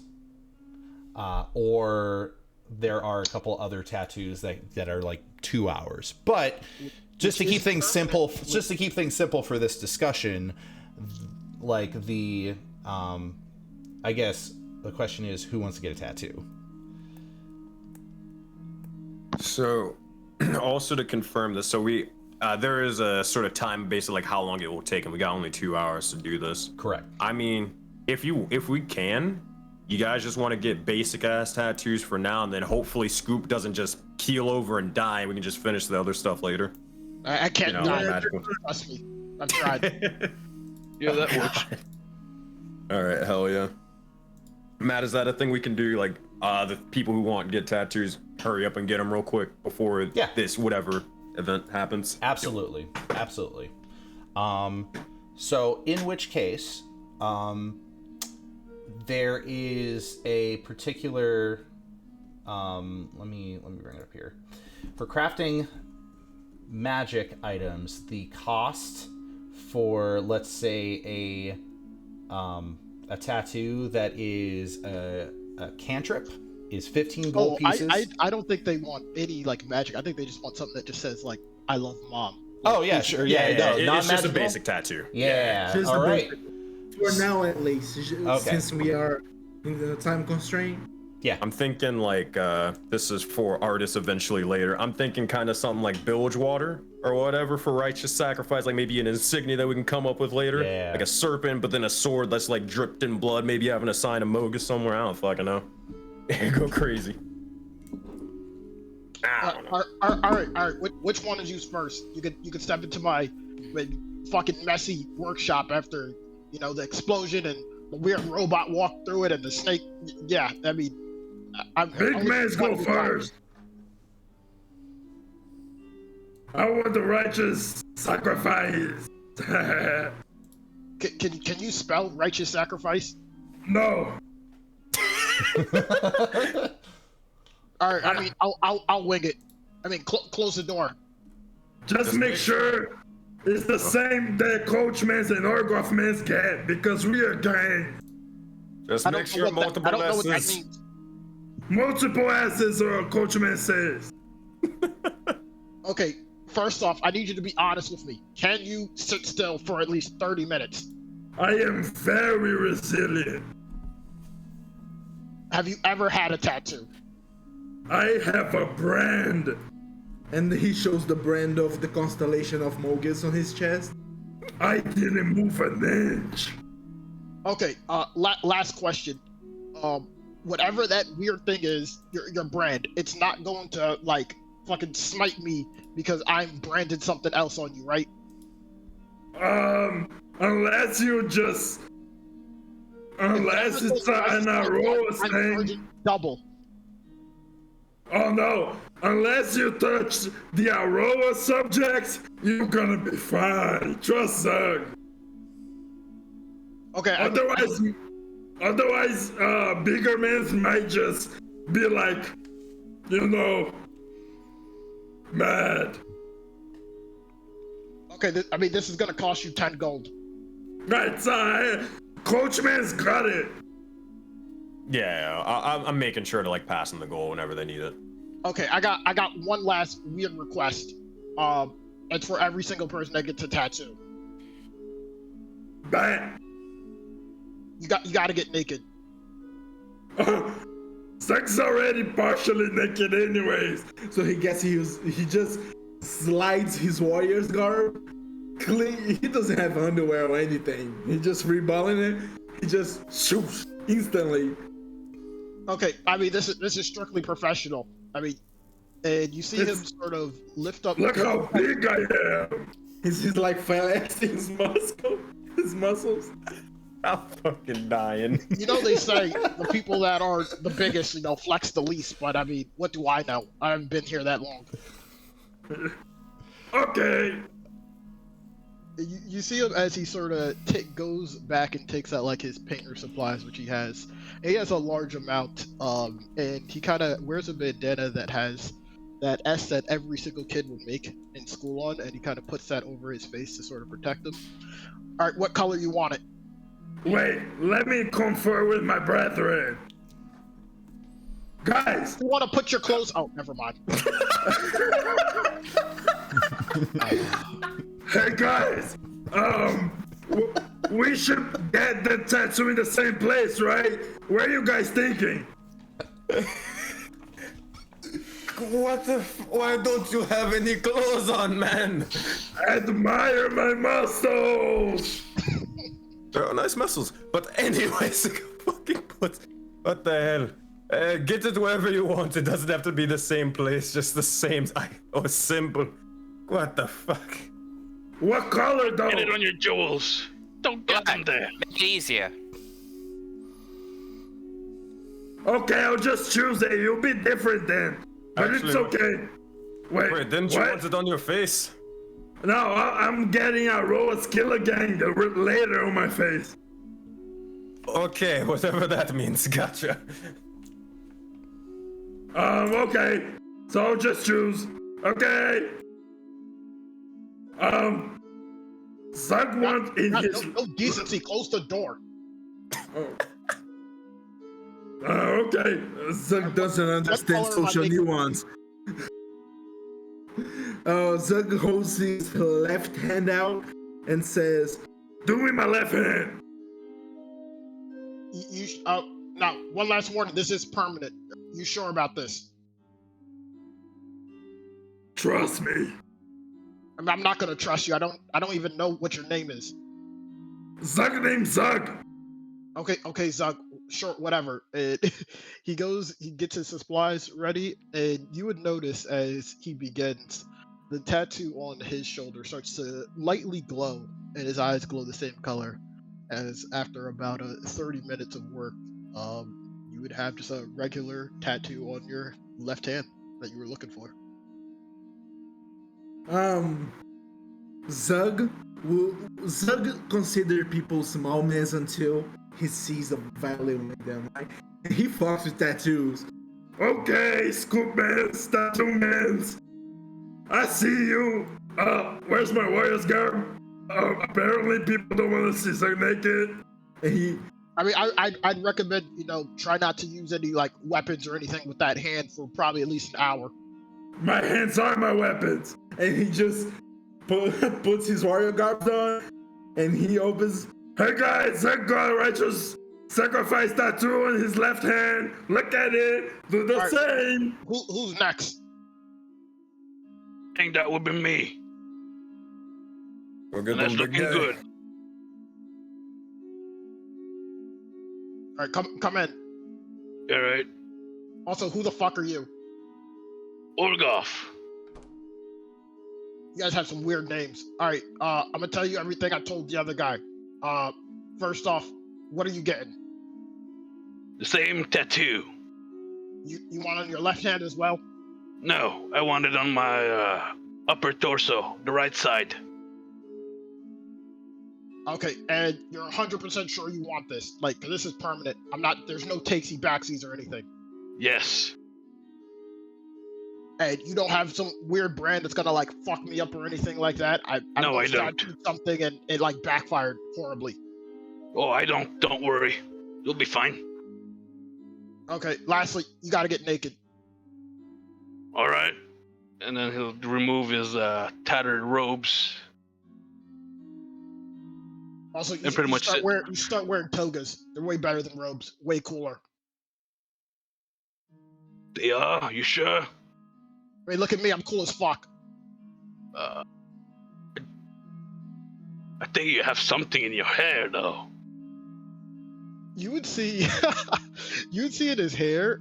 This, and he kind of pulls it out, and it's actually a dagger. Oh shit. Oh. That looks interesting. I mean, it's just a regular dagger. I keep it in here because people never expect to take shit out of your hair. Oh, you have a point. So does the dagger.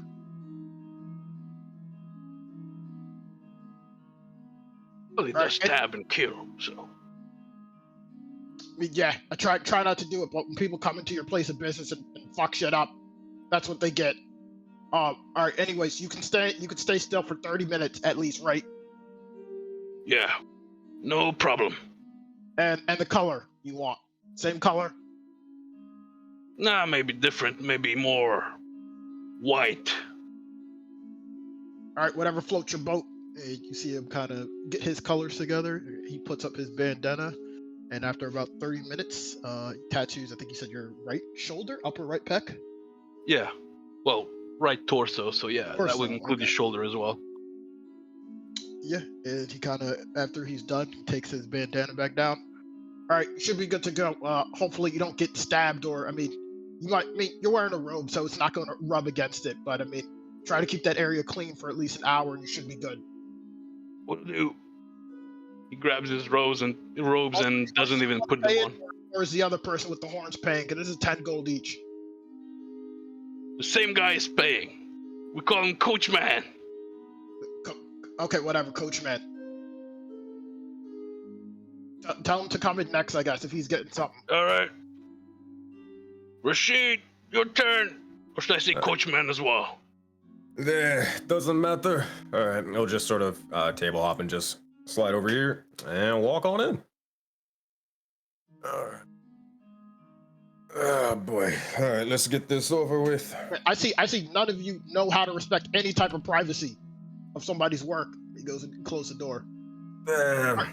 All right, Sorry, what my are bad. you? What are you getting? You getting the same thing as those orcs? Same thing on the right wrist. What are you guys, like brothers or something? Brothers in arms, at most. All right, that sounds cute. Okay, first off, you understand this shit is permanent, right? It's not coming off.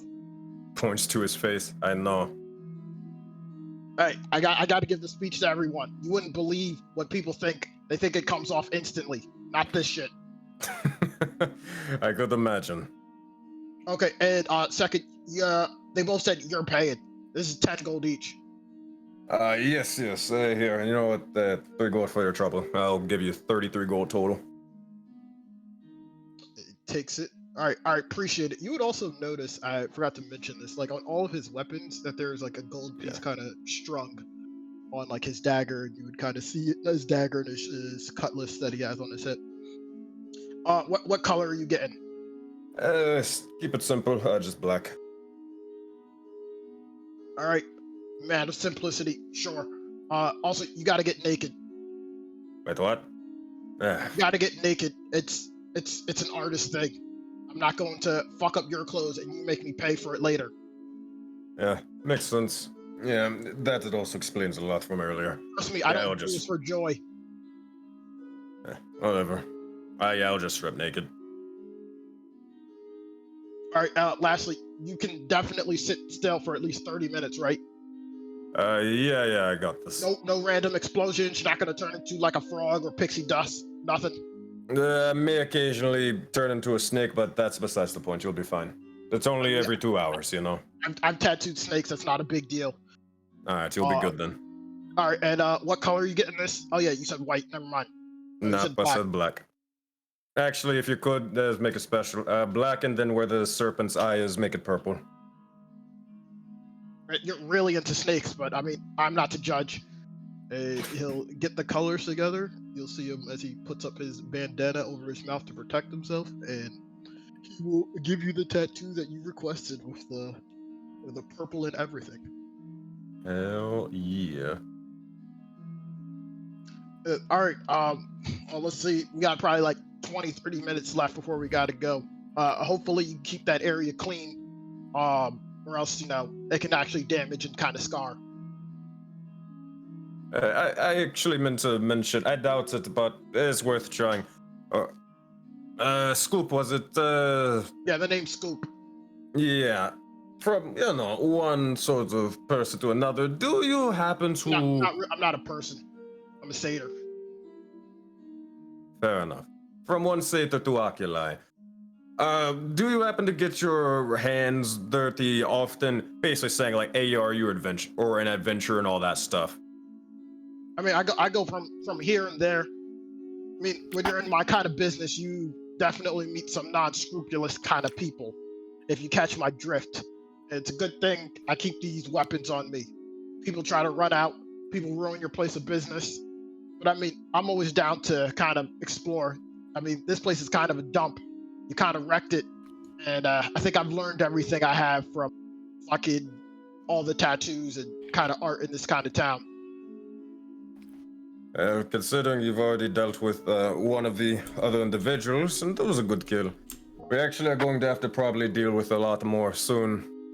If you want, you could come along and get a little bit of a cut and find anything that you will. Anything that you find is yours within reason, except for 2 things. 2 specific weapons, but I'll share it equally here. So anything I find that's not whatever these 2 weapons are, I can keep. As long as it's shared between everyone equally, yeah. What's your definition of equal? For example, if I find 100 gold and I give you 10 and you don't know about it, is that equal? It would be smart, but no.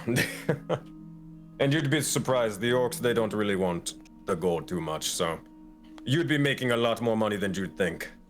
Trust me. Well, whether they get the gold or I get the gold, if they want tattoos, it's gonna come into my pocket regardless. Fair enough. So, that said, you have to get your hands even more dirty, or you want to be staying here? This place sucks. It's a sausage fest. I'll see what the lady has to say. Where are you guys going? Also, we can kind of get out of here. This place is kind of stuffy. Yeah, exactly. Still be decided, but we're about to discuss that in just a moment. Look at us! Everybody got tattoos! And he looks at Wingveer. Yo, Of Elf, course, man, the speaker man wouldn't get it. you don't want to tattoo Elf guy over there? Oh no, I'm perfectly fine without having a tattoo, but thank you for the offer. Speaker man is always the odd one out. I mean, you got something against him? Why don't you want one? They're like the whole rage nowadays. Yes, well, within my social standing, having What's your social standing? You saying you too good for tattoo? I'm Look, saying is that in the circles that I'm from. Oh my God! I- Why do you all speak in riddles? Just what are you talking about? That's why I call him Speaker Man. He just speak and I don't know what he's talking about. Tattoos are frowned upon for where I live. Easy enough? Perfect. All right. That's how we talk. Good. I kind of got 2 points to this. You'd be surprised what kind of royalty gets tattoos, and a lot of tattoos can be hidden after use. Just keep that in mind. I will. Anywho, I'll kind of like give everybody the look and like, yeah, like, kind of chill out, guys. And one, you're not gonna really convince him or whatever. Like, it's fine, like that sort of thing. but anywho, while you were all getting tattoos, I was thinking, considering there's the new entrance down there, as soon as the ritual is complete, I figured we go in through where they're able to make the hole. Easy enough. Better exit that way. I would say, if we didn't have that exit, I'd say to go through the fog itself, but considering I don't know what hells are able to control that fog, it would be more advantageous to go through there, because at least then we actually have a proper exit we know. There's hole down there. There is big hole down there. Oh, that Caused by... shit. We'll see it. Yeah. What's wrong? Nothing. Zach is not from a social standing for see big hole. The Speaker Man. Is he just mumbling it and walking? Honestly, I'd prefer to probably take it that way anyways. The less people that we can, well, at least authorities and all the civilians and stuff that we could get associated, probably the better. But fighters are a different story, and we'll kind of look towards Scoop. I mean, I'm kind of down with whatever. I don't know what the fuck you guys are talking about, but I mean, I'm trying to see some more shit. I mean, the tavern's kind of dull, anyways. All right then. The sheer curiosity, we have a new associate. All right, come now. And you hear Zug Don't call me an like associate. That sounds offensive. as he goes downstairs and he realizes Scoop is joining the fray. He's like, Welcome to the righteous sacrifice. That's up for debate. All right, into the basement y'all go. So let me make sure I have let's see, I need Scoop, I need Orgoth, and I need Zug. Not necessarily in that order, but we're going to switch over to that scene right now. As each of you enter into the basement, the door ahead of you is open. You do see a glowing, sort of bluish light emanating from somewhere in the door. Anybody who enters will notice that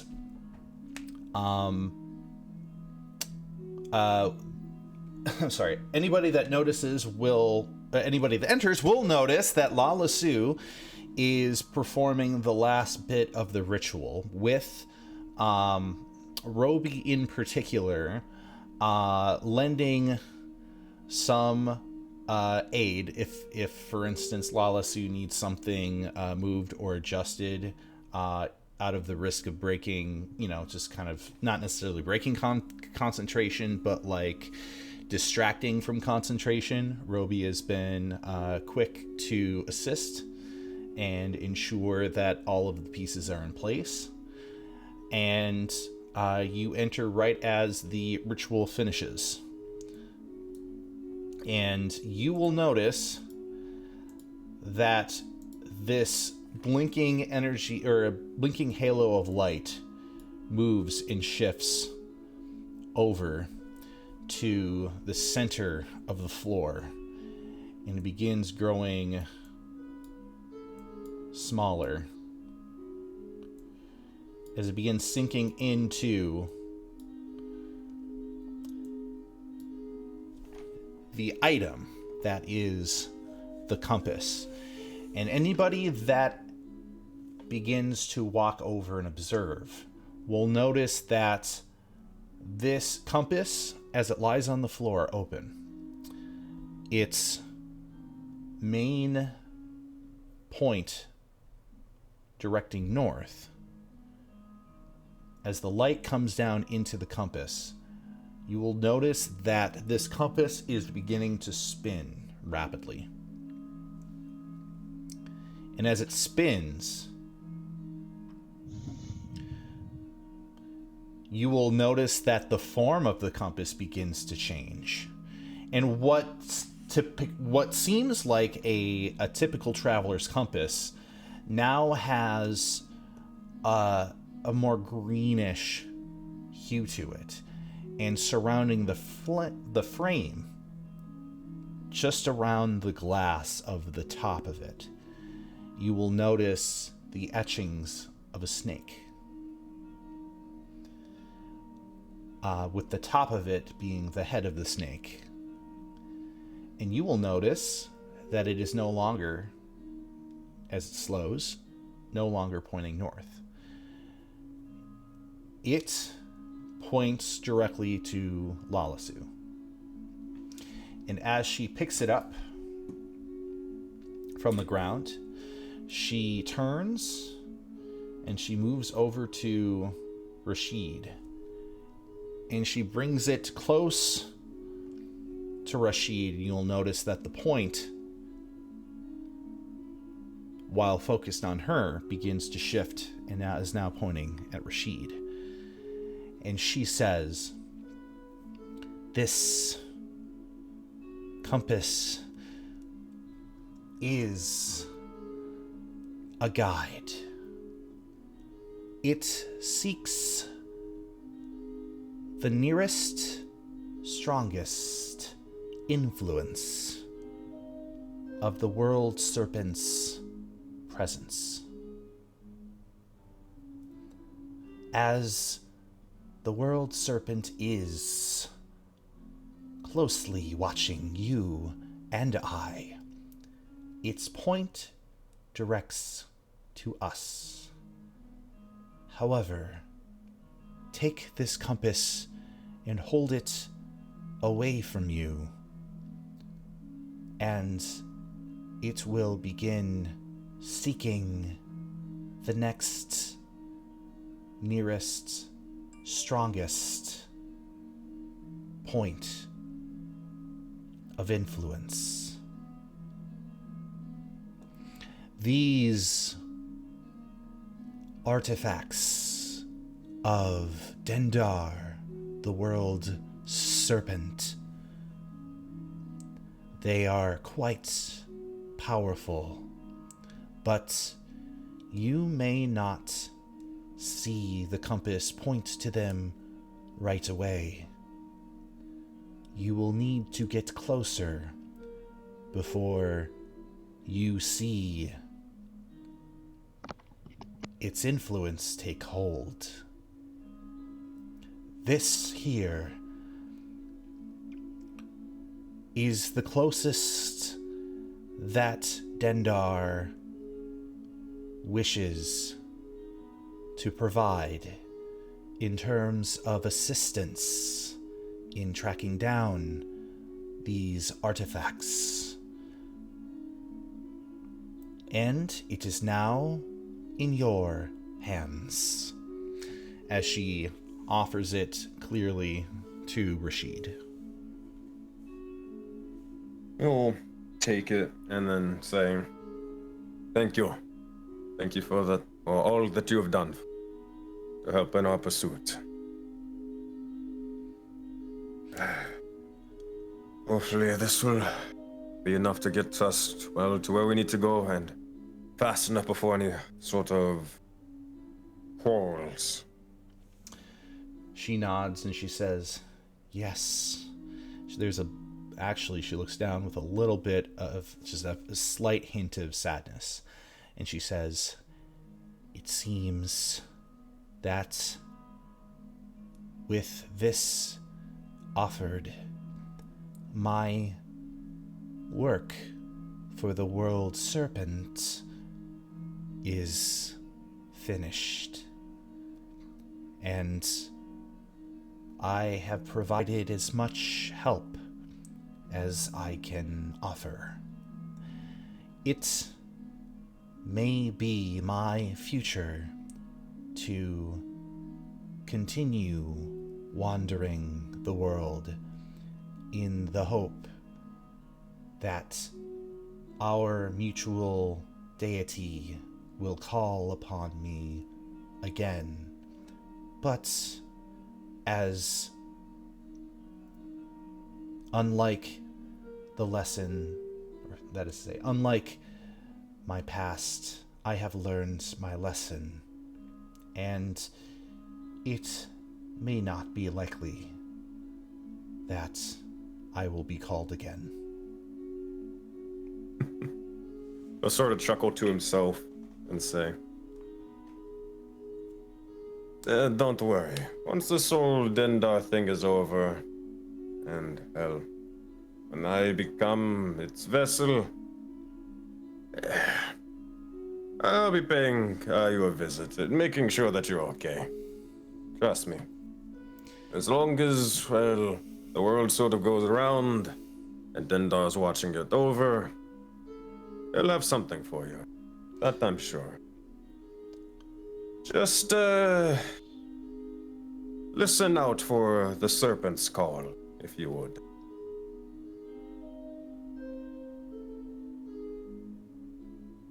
Holding back a pog for a moment. Okay. Anyways, Lalasu is going to nod and say, I will be wandering this coil. I have no tribe. Perhaps I should seek a new one. But it is late, and you must begin your journey. So, I bid each of you farewell. Being said, Rashid will sort of do a little bit of a bow, thanking her, and then get ready to start heading over towards the hole. Zug comes up to her real quick. If you like a tribe, Zug has favor with Wildhammer tribe. You might, it's full of orcs. I don't know if you like us, but yeah, just say Zug Big Mans and Norgoth got, sent you there. Wildhammer tribe. Yeah. She nods and says, it is well met, Zug and Ormuz. Zug know the feeling of being alone.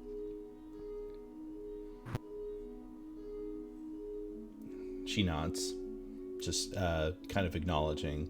It comes to some comfort. Not everyone. It's like she will be alone, but she will not be alone in being alone. That it is a period in a person's life. So philosophical. She will nod to Winveer, or I'm sorry, will nod to whatever you addressed yourself as. Was it Sam, or was it Victor, or was it Winveer? It was Victor. Okay. Victor. She will nod and say, well met, Victor. Well, I guess you can say it's been a pleasure meeting you. Don't worry. As he does like a little presentation, I'm sure if I need your assistance somewhere, I'll be able to give you a message.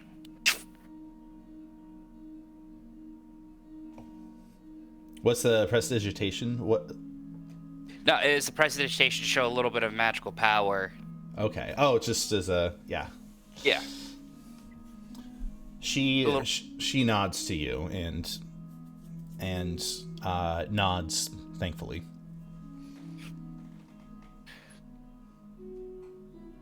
And it is, of course, well met, Roby, who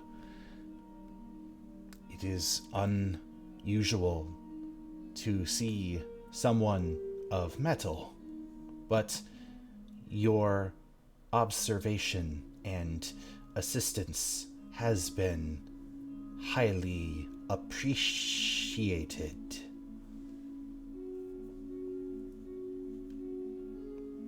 It is my pleasure.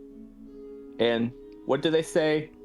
That is the pot calling the kettle black. You are just as unusual as I. She gives a little bit of a chuckle. This world is large, strange, is inevitable.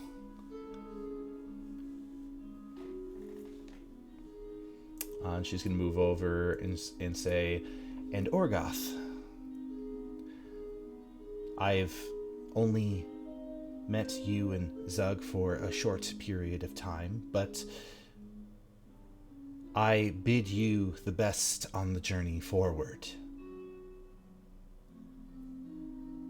You as well. I hope to sacrifice a lot of people. True. She nods and says, sacrifice you shall. Oh, And that sounds good. I wish to formally apologize to Scoop that the events of today, by way of fate, are mostly my doing. No, definitely not your fault. Don't take any blame. The way you can make it up to me, make sure that dwarf cleans that room. Like, I mean, really get on his hands and knees. I want to be able to eat off of it when I come back. She nods and says, Antro will do his best, and I will assure you that he and the establishment will be left better than I found it. As well, with the exception of the hole in the wall. Whatever Windrear did with prestidigitation, Scoop does the same thing. Just for fun. She nods, and she gives a bow to all of you collectively, and she is going to begin one moving other from the thing. door. Oh, Could I have done a little sleight of hand thing, and could I have slipped one specific tarot card into Lala Sue's pocket or whatever? Sure. Do I need to roll for it, or can it just, or does it happen? This is.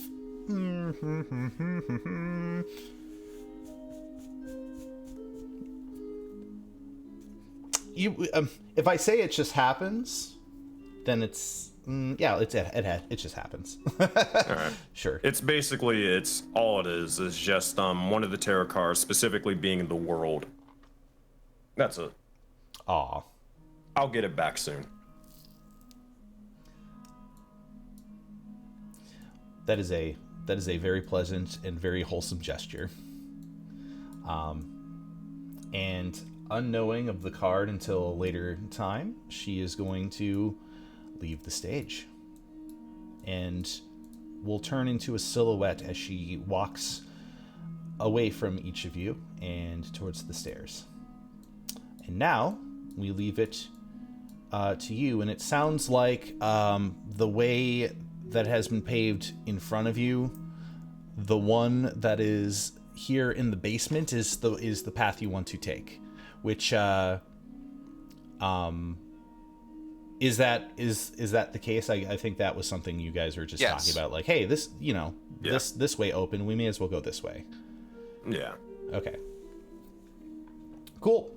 Easy does it. I will mention for the record as a DM, certain things about this entire sequence of scenes changed because you guys came here early, which is not a bad thing, but because you came here early and all of these things took place, it only makes sense the way that is open is the way to go, right? So beauty of D&D. The beauty of D&D.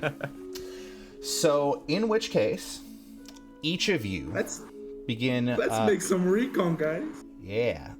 Each of you begin stepping into the hole. Immediately as you leave, you enter into a cavernous tunnel. A lot of it is carved. You see claw marks on the walls up to a certain point, and then it leads into sort of a cavity in the ground that is within the inside of the brick that supports the wall of the canal. But it leads downward as there are more tunnels that burrow deeper and deeper. You realize very quickly that you are traveling lower than the bottom of the canal itself. You are traveling down further and further, a number of stories, into the sewers themselves. Sort of what quickly seems like an older part of the sewers. I don't remember the last time y'all were in the sewers, so I was back with Glenn. Trying to remember. Glenn. Frog Warrior. Frog Warrior. Frog Yeah, Man. that's right. So unlike that part of the sewers, this seems to be like a deeply forgotten part of the sewers. You see all sorts of bricks coming, irregular, bulging out of the walls because of pressure from, the dirt and the rocks in the world above. You see tons of growth throughout the space that you are traveling. There are vines and streams of water dripping down cracks from perhaps the canal above, and you find yourself deep within a cavernous, dripping, unnaturally warmer.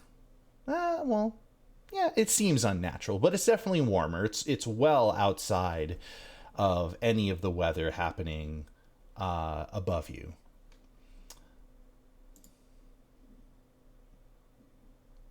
Let me just make sure this loads correctly. You realize once you reach the bottom, stepping out of a pipe, that is to say, this pipe over here, you realize that your vision is heavily obscured by a fog. The difference between the weather outside and the latent heat from water pouring into here from various sources has created this obscuring mist. It smells of a pretty terrible stench as it quickly occurs to you that this is mostly a sanitary sewer, not a storm sewer. And you, each of you will have to roll a bit of a Constitution saving throw, being completely overcome with terrible sense of sewage and refuse and trash and rot. All right. Oh shit, we rolling hot. Probably not gonna roll that hot.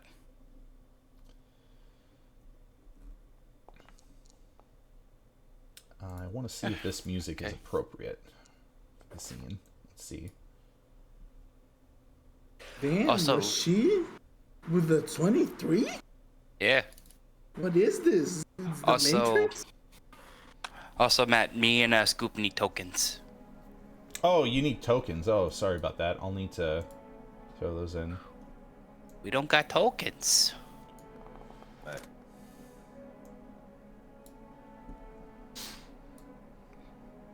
Oh shoot! I gotta change the vision distance because everybody's vision is obscured. Dim 15, bright 5. Okay. Vision dim 15, bright 5. You'll notice that, of course, I usually ignore a lot of the rules about lighting and how much sight you have and stuff like that, but in this case I'd like to at least make sure that everybody's vision is the same. So you are down here in the thick of it. The water is green, noxious. There is a like a greenish mist immediately hovering over, and then just a thickness of smog at this point that just kind of fills the area around you, and it is part of what you inhale, it's part of what you taste, and anybody under a 12 is going to start feeling nausea. That nausea is going to give you a temporary disadvantage on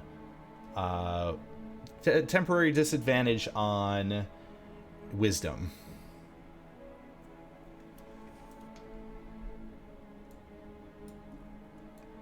Wisdom saving throws in particular. And so now that you are down here in the thick of it, you may move and travel as you wish.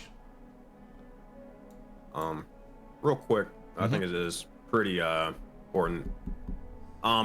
We probably should inform like Scoop basically on like everything that's going on and make sure to get them up to speed so they can know what to kind of expect. Yeah. Can someone give me like, a quick 30-second rundown? What the fuck is going on? What was that crystal? Where are we? Okay. I mean, unless Winveer you want to do it, I can. Oh no, I don't want Winver to do it. He's gonna speak in riddles. Forgive me, but what were you all doing during the 2-hour period in which the ritual was being cast? Were you not divulging this information to... No, they were all getting naked. I understand. Also, You're missing out a couple of details there, but I mean, you're not wrong. Exactly. See, details are unimportant. Now, what's going on? Well, I mean, if they're unimportant, let's keep going. All right, fine, perfect. No, we're not doing that. We'll start to stealth and go around this corner. He doesn't care about details. He's gonna keep talking about it, almost even like not ruin his cover or anything like that. He's just gonna explain. You can still keep rolling and all that stuff, stealthing around. But it'll just say, long story short, there's a group called the Severed Hand. They're looking for weapons of this individual known as the World Serpent. Bad people, don't let them get it. We need to instead. That is our mission. Try to eliminate or not cause us too much damage as possible, but also do what you gotta do. So we're the good guys? Yes. Yes. Oh, that sucks. That's pretty boring. Well, the thing is, well, if you don't like that, well, the good thing is you don't actually have to help people. You just have to make sure those guys don't win. good is a relevant term. We are survivors. Orgoth, are you okay? You do not seem well. Oh, it's the smell of this place. Oh, I think I just saw a rat. Wait. Zug should probably go behind Scoop. So he would take that marching order, I guess. He'll be behind Scoop. He's going ahead. I'm staying behind a little bit. Hold on. A couple of feet behind. As soon as Scoop mentions a rat, Rashid's just gonna have like an anime flashback to the festival for a brief moment. Oh yeah. You mentioned the rat. I mean, it's a sewer, but I mean, you don't think crazy. Was it a golem, perhaps?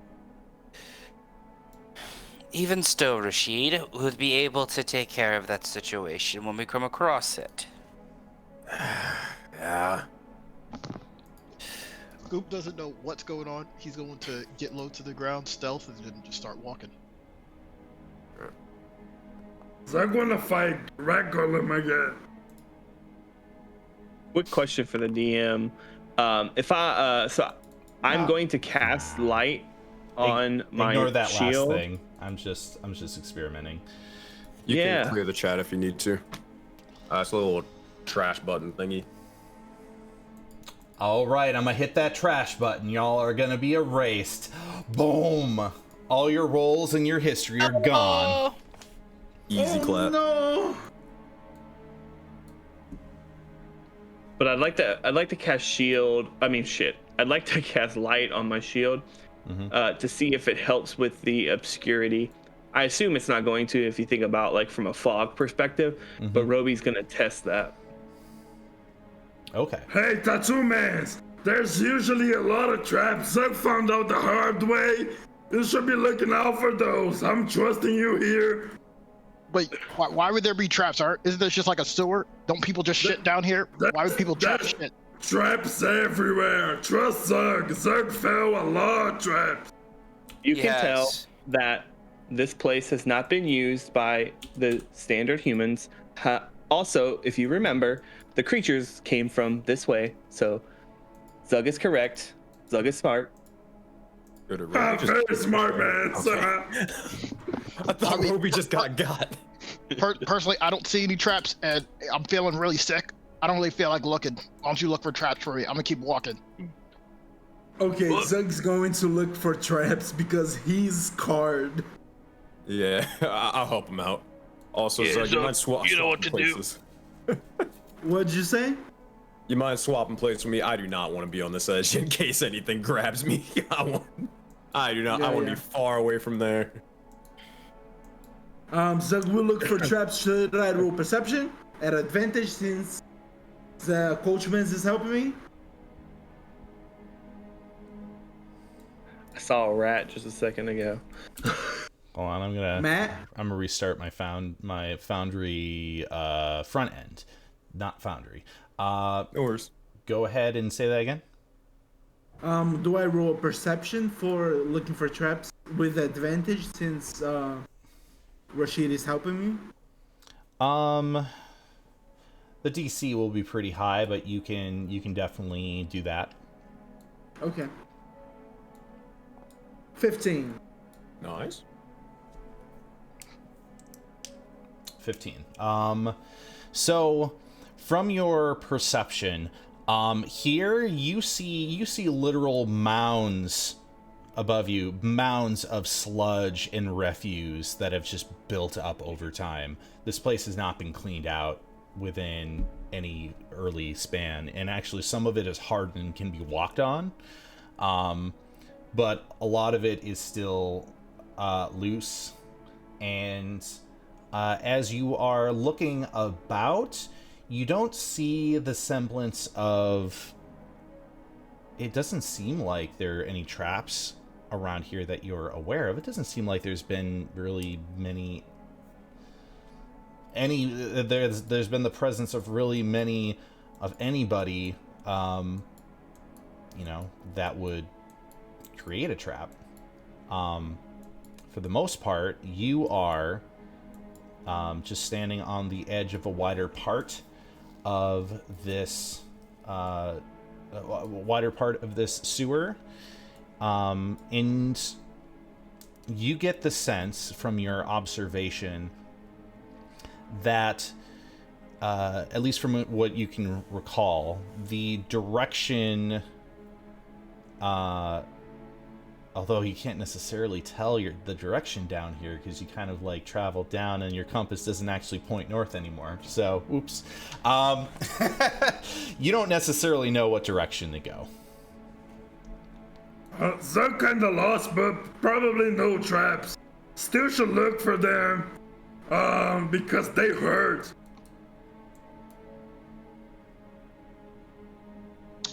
Scoop will continue walking, I guess. All right.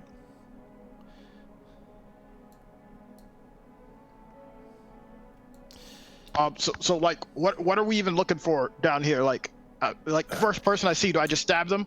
That's what I'm used to doing. Probably Yeah, pretty not. much. Well, hold on. All right, pretty much sounds good to me. Easy. Good lord. As At soon as- least try to knock him out so we can talk to them later. Yeah, but knock him out, kill him. Got it. So I as, like tattoo man.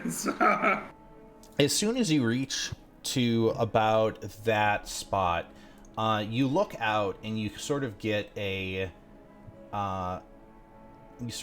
sense that the way forward is this just massive voluminous space. But from what you can, how do I say this? What is a way for me as the DM to say that you're heading towards the edge of the map without saying you're heading towards the edge of the map? Don't go that way. It's blocked. It stinks so bad. It seems you can't that keep it going. seems it stinks so bad that you can't keep going. As a matter of fact, it's heavily caved in further. You see the very edge of rocks lining up along the sides here, just like the silhouette of them. So it seems like that might not be the optimal way to travel. Scoop, I guess we'll turn around like, oh my god, you guys are all behind me. This ain't the way. We gotta go back. All right, Robbie, go back. Okay.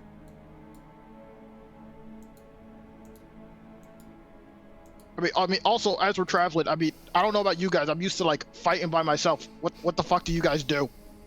I punch things. Zug's tired of this rat. Zug's gonna catch it. Zug's going to run after this rat. Oh my god. All right. Doug, wait. So you're gonna go and you're gonna try to catch the rat. Yeah. All right. Get an attack roll on it then, or a strength contest. You know, it's strength is 2, so let's see if you succeed at it or not. Respect, Zug. Little did Zug know, this rat's a super mutant. Oh god. Okay.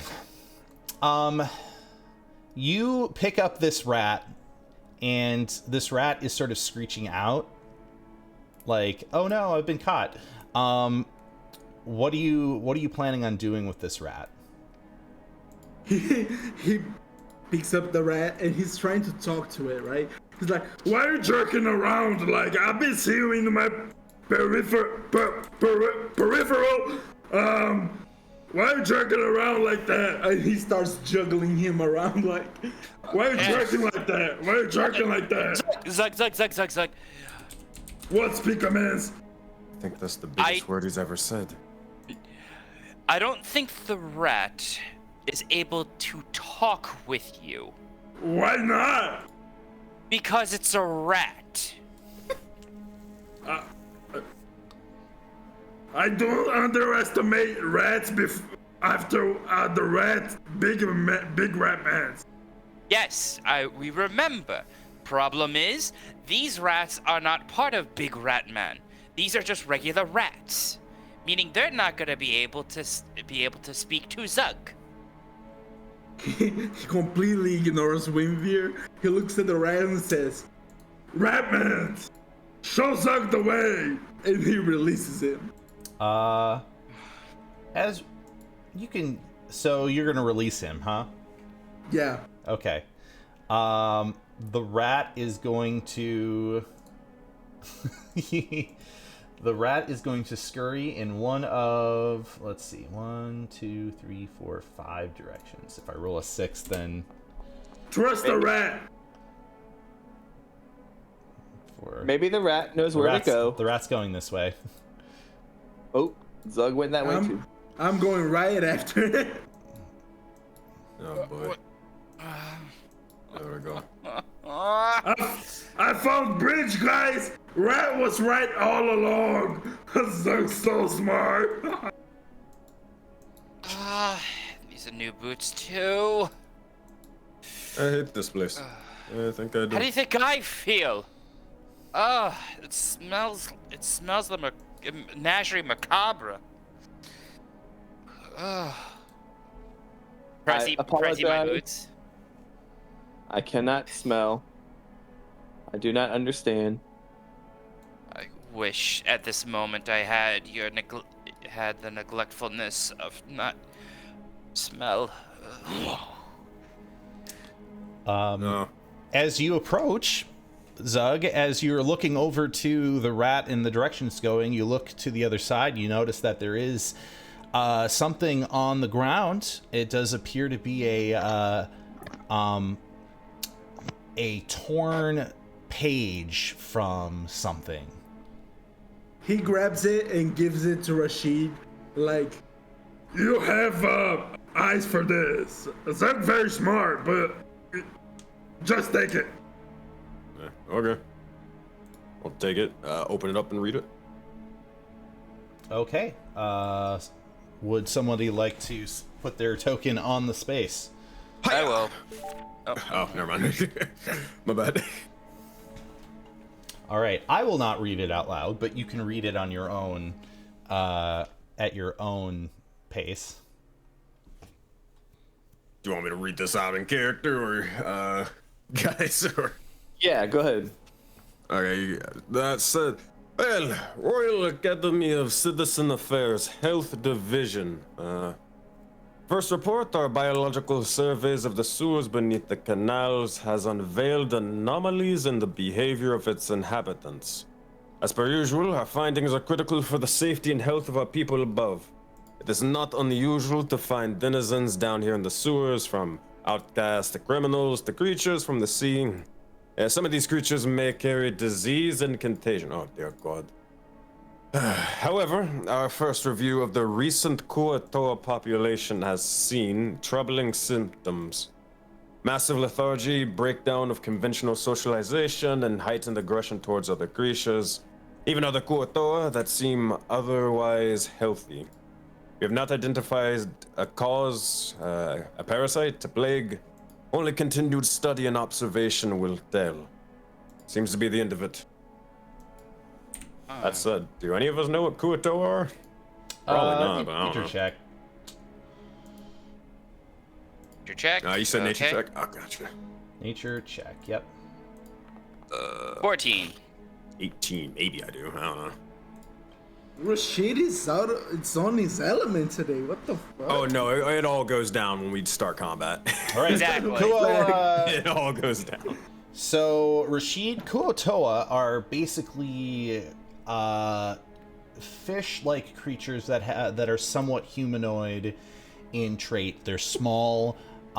They typically take residency in areas like marshes, or in some cases, like in this case, sewers, and in places where they can nest. They are typically creatures that are not known to be immediately hostile, which kind of makes this note a little worrisome. That's maybe not immediately hostile. Mm-hmm. Zug's going after this rat Yeah, I'll just and convey taking the him. information. Well, just as you go, Ambrose. Do I need to roll anything? Do I just catch the rat again? You gonna try to catch the rat again, or are you gonna let the rat just kind of do his thing? I'm gonna catch him and ask him another question. All right, sure, go ahead.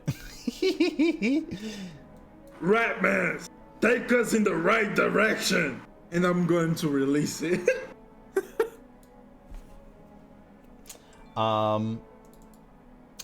Okay, well that means I get to re-roll what direction that's gonna be. 1, 2, 3, 4. Oh.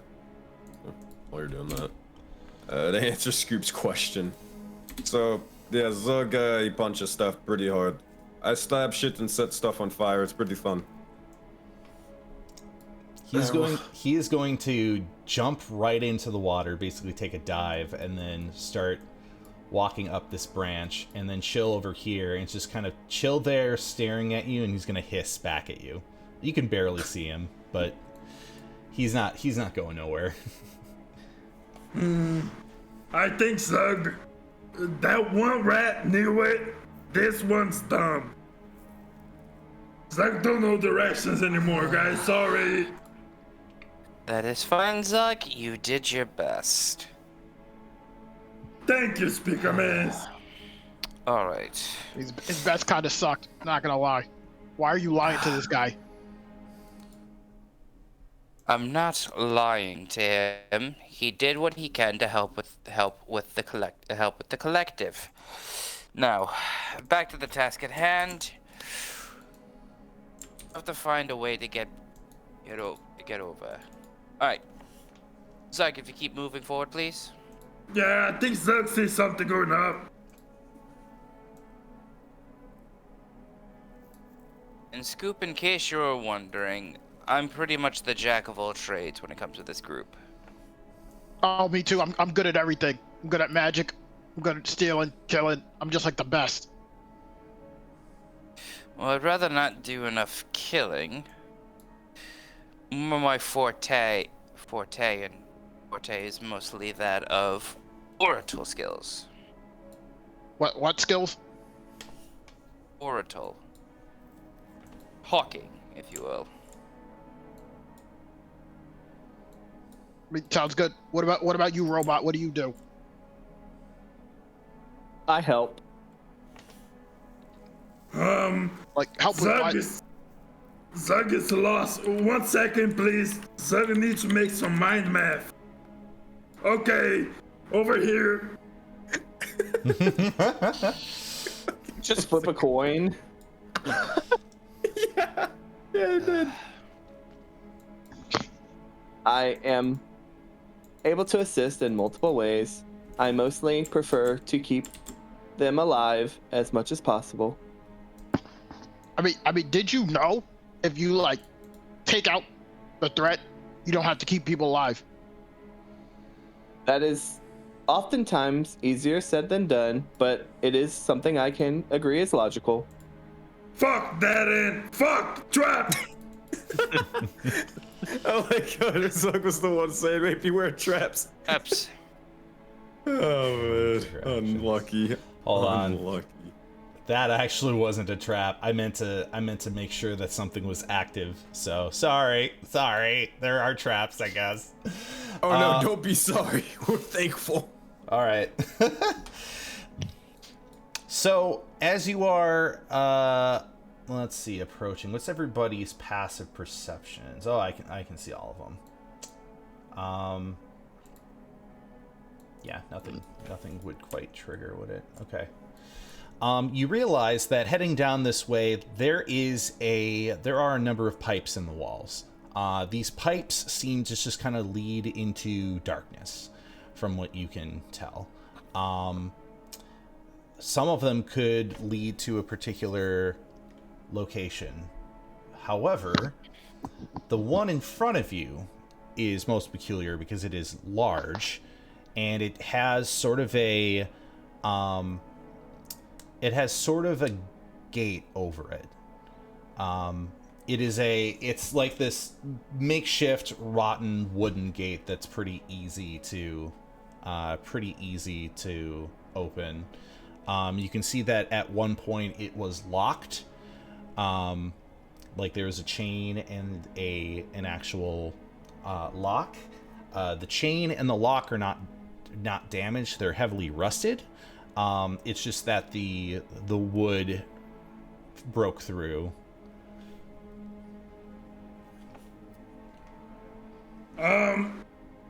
Zug's going to try to. It's broken through already, correct? Correct. Zug is going to try to peek inside with his dark vision to see if he sees anything of interest. Okay. In which case, I would suggest. Let's see.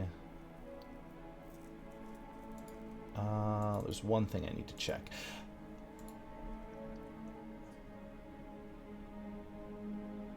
Oh, okay. In which case, do a bit of a stealth check. I believe in you, Stealth Zug. check? Stealth check. Oh, Yep. it's not- You know what I that's said. not- You heard me. It's a stealth check. It's not my forte, guys. Oh, yep. As expected.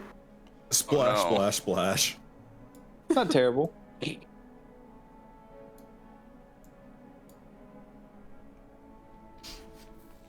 Okay. So you're gonna step forward and you're gonna open it. No, I'm just peeking through it. You're peeking through it. Okay. As you step forward and peek through it, Kutoa jump out. It's a hi, boy. Oh wait, wrong game. Wrong game.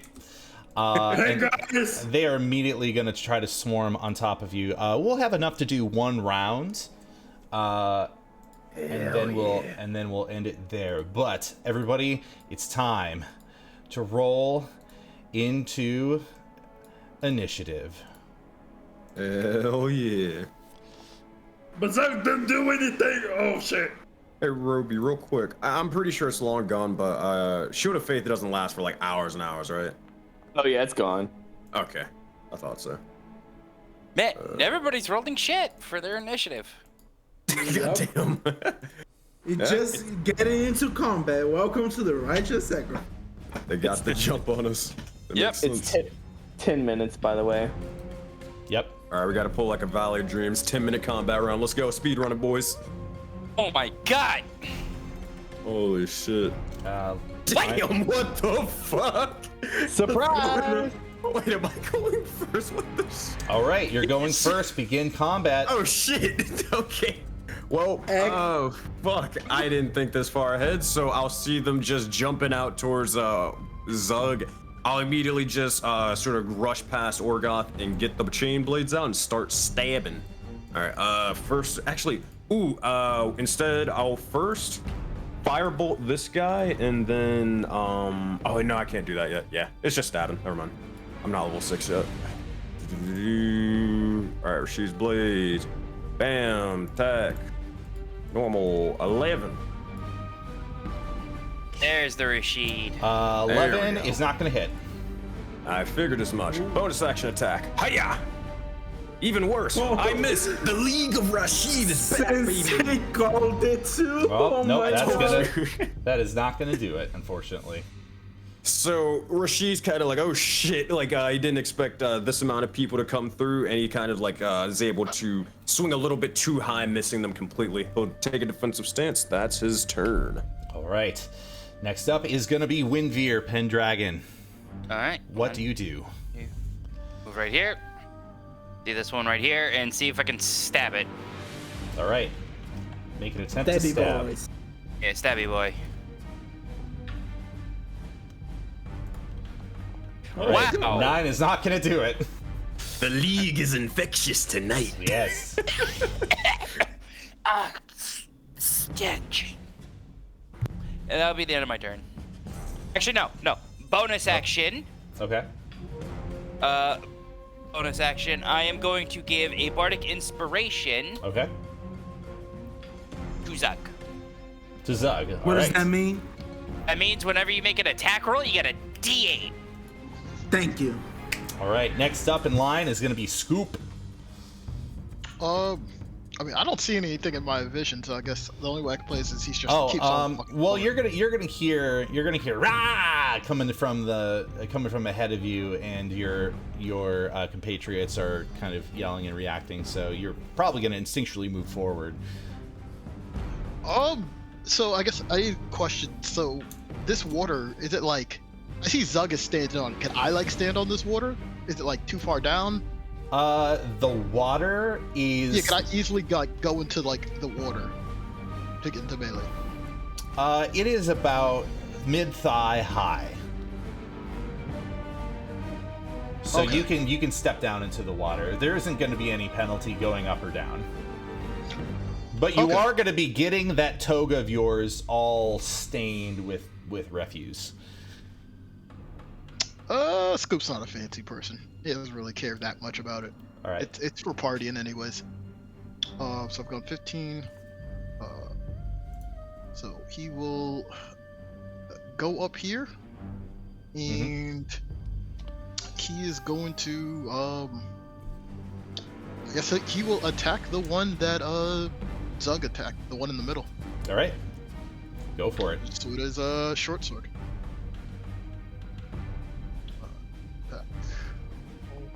Yay! That is going to hit. Nice. Deal your damage. Home. Some damage. God damn.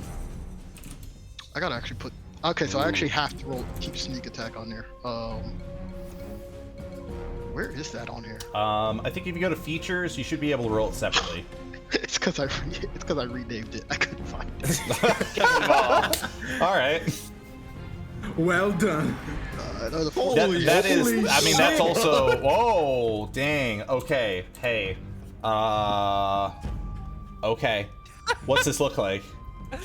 You see Scoop kind of run up, and it's funny that Zug said this earlier because Scoop does the same thing. He legit Naruto runs up, jumps in like Murphle leaps into the water, and "Ow, you guys are getting the party started without me. Told you I'm an expert at everything." And he kind of swirls through the legs of Zug and comes up and stabs this guy through the jaw. And as he pulls out his blade, he's like, "How about a two-piece combo?" And then he kicks him in the nuts for his sneak attack. All right. Well. Hey man, where'd you get those rolls? I need some of those. I still have, 5, 10, 15, 20, 25. Yeah, he's gonna bonus action take the dagger out of his afro and just make a offhand attack at the one in front of me. All right. Go ahead and make that roll. What the? Your controlled actor Scoop has more than one item with dagger? What? It does. That was There's weird. like two of them for some reason. I don't know that's why that is. One Whoa. righteous sacrifice. Righteous sacrifice. Nope, that ain't gonna do it. That's a 1, buddy. I mean, as he does that, as he misses with the dagger with both weapons in hand, you see him sort of like backflip and move away. He was like, "Go on, bring it, old ugly guy. See if you can hit me." With a D. I'm sorry, a D. Are you disengaging, or are you letting him try to hit you? No, I'm just moving away. Okay, so he's Attack gonna opportunity. he's gonna try to. He cannot take an opportunity attack at me. Oh. 'cause I attack. Gotcha. All right, and is that your turn? That is my turn. Okay, Orgoth, it is now your turn. Alright, Orgoth will pretty much take his dagger, make a small cut to his hand, flick the blood at the one behind the deader one. All right. Cast my cloud of daggers. All right, Cloud of Daggers. Pretty much damage based, so let's go. 10. 10. Nice. Nice. All right, your Cloud of Daggers begins to tear up its skin, but it is still standing. Ugh, resilient bastard. All Now right. that- they're actually pretty weak. Anything else? Are Is that they? it? Yeah, that's it for my turn. All right. Roby, it's going to be Roby, then Zug, and then their turn, and I got a surprise for their turn. We're going to end this off right. Roby, it is your turn.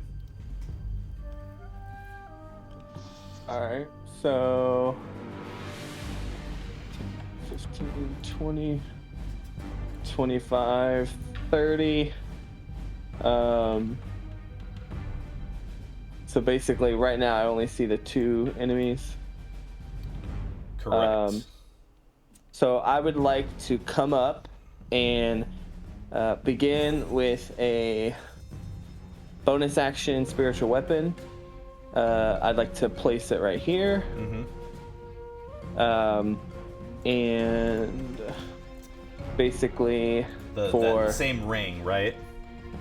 Yeah, so basically for those who haven't heard it, pretty much what happens is all these little like nanobot-esque things kind of like peel out from Roby and give this all shadowy illusion of a secondary Roby that basically flies into that position. Looks just like Roby as he is at this point with a shield and a flail in his right hand. And it's going to make an attack towards the one in the middle, and at the same time he's going to make an attack towards it as well. I just need to cast it. Spiritual weapon, cast, there we go. It's going to make an attack, normal, for a 9. Nope, that's not going to do it. And as his action, he is also going to make an attack towards the same one. With the flail. Attack. Normal. 16 Hey. He's going to hit. Nice. For 9 points of bludgeoning damage. Hell yeah. And that's it. All right, that's your turn. And then Zug, you're the last person to go, and then they go. DM question real quick. Yep. Is this guy bigger? He's bigger. No. Okay. Zug's going for him. So Zug as a bonus action would like to rage, and he's picking the water rage because there's water around him. So you can see a lot of condensation and a little bit of water coalescing in his Mogus brand on his chest. And I am immune to being grappled, prone, and restrained. And I'm going to throw out my action, which is an unarmed attack. And I am using my right arm because Tattoo Man told me not to use my left arm. So I'm just jabbing him with my right hand for my first attack. Yep. All right, go ahead and roll your attack.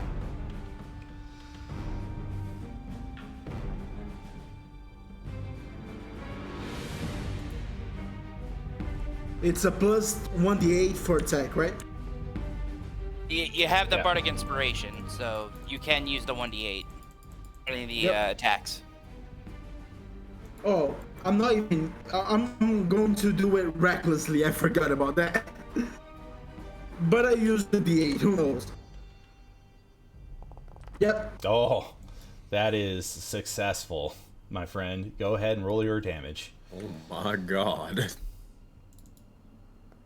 Little 10 damage. Excellent. And as my extra attack, I will headbutt him. Hold up, where is it? Here it is. Bardic Inspiration is only for one attack, correct? Yes. Yes. Recklessly as well. Yep. That's Zug. That's Zug. All right. Nice. So that's a headbutt, and what damage does the headbutt do? Bludgeoning. Bludgeoning. What damage? What's your damage? Just an arm strike, yeah. Roll for damage. Roll your damage. Oh yeah. 8 damage. 8 damage. Okay. This is perfect. Perfect. So we're gonna roll that damage. When the DM says that, it's so, oh god. I don't know about that one. Is that your turn? Yes. Okay. I don't know if this is appropriate music for it, but I'm gonna play it. I'm scared, boy. So, what you experience as you are grabbing the head of this thing, and you are doing a headbutt directly in the center of its noggin. You strike with precision that seems to daze the creature, but as you're observing the creature, you realize it sort of looks like it's been dazed before. That each of these creatures don't seem like they're really all that present, that they're there. They seem completely mindless, like they're not actually conscious of their awareness.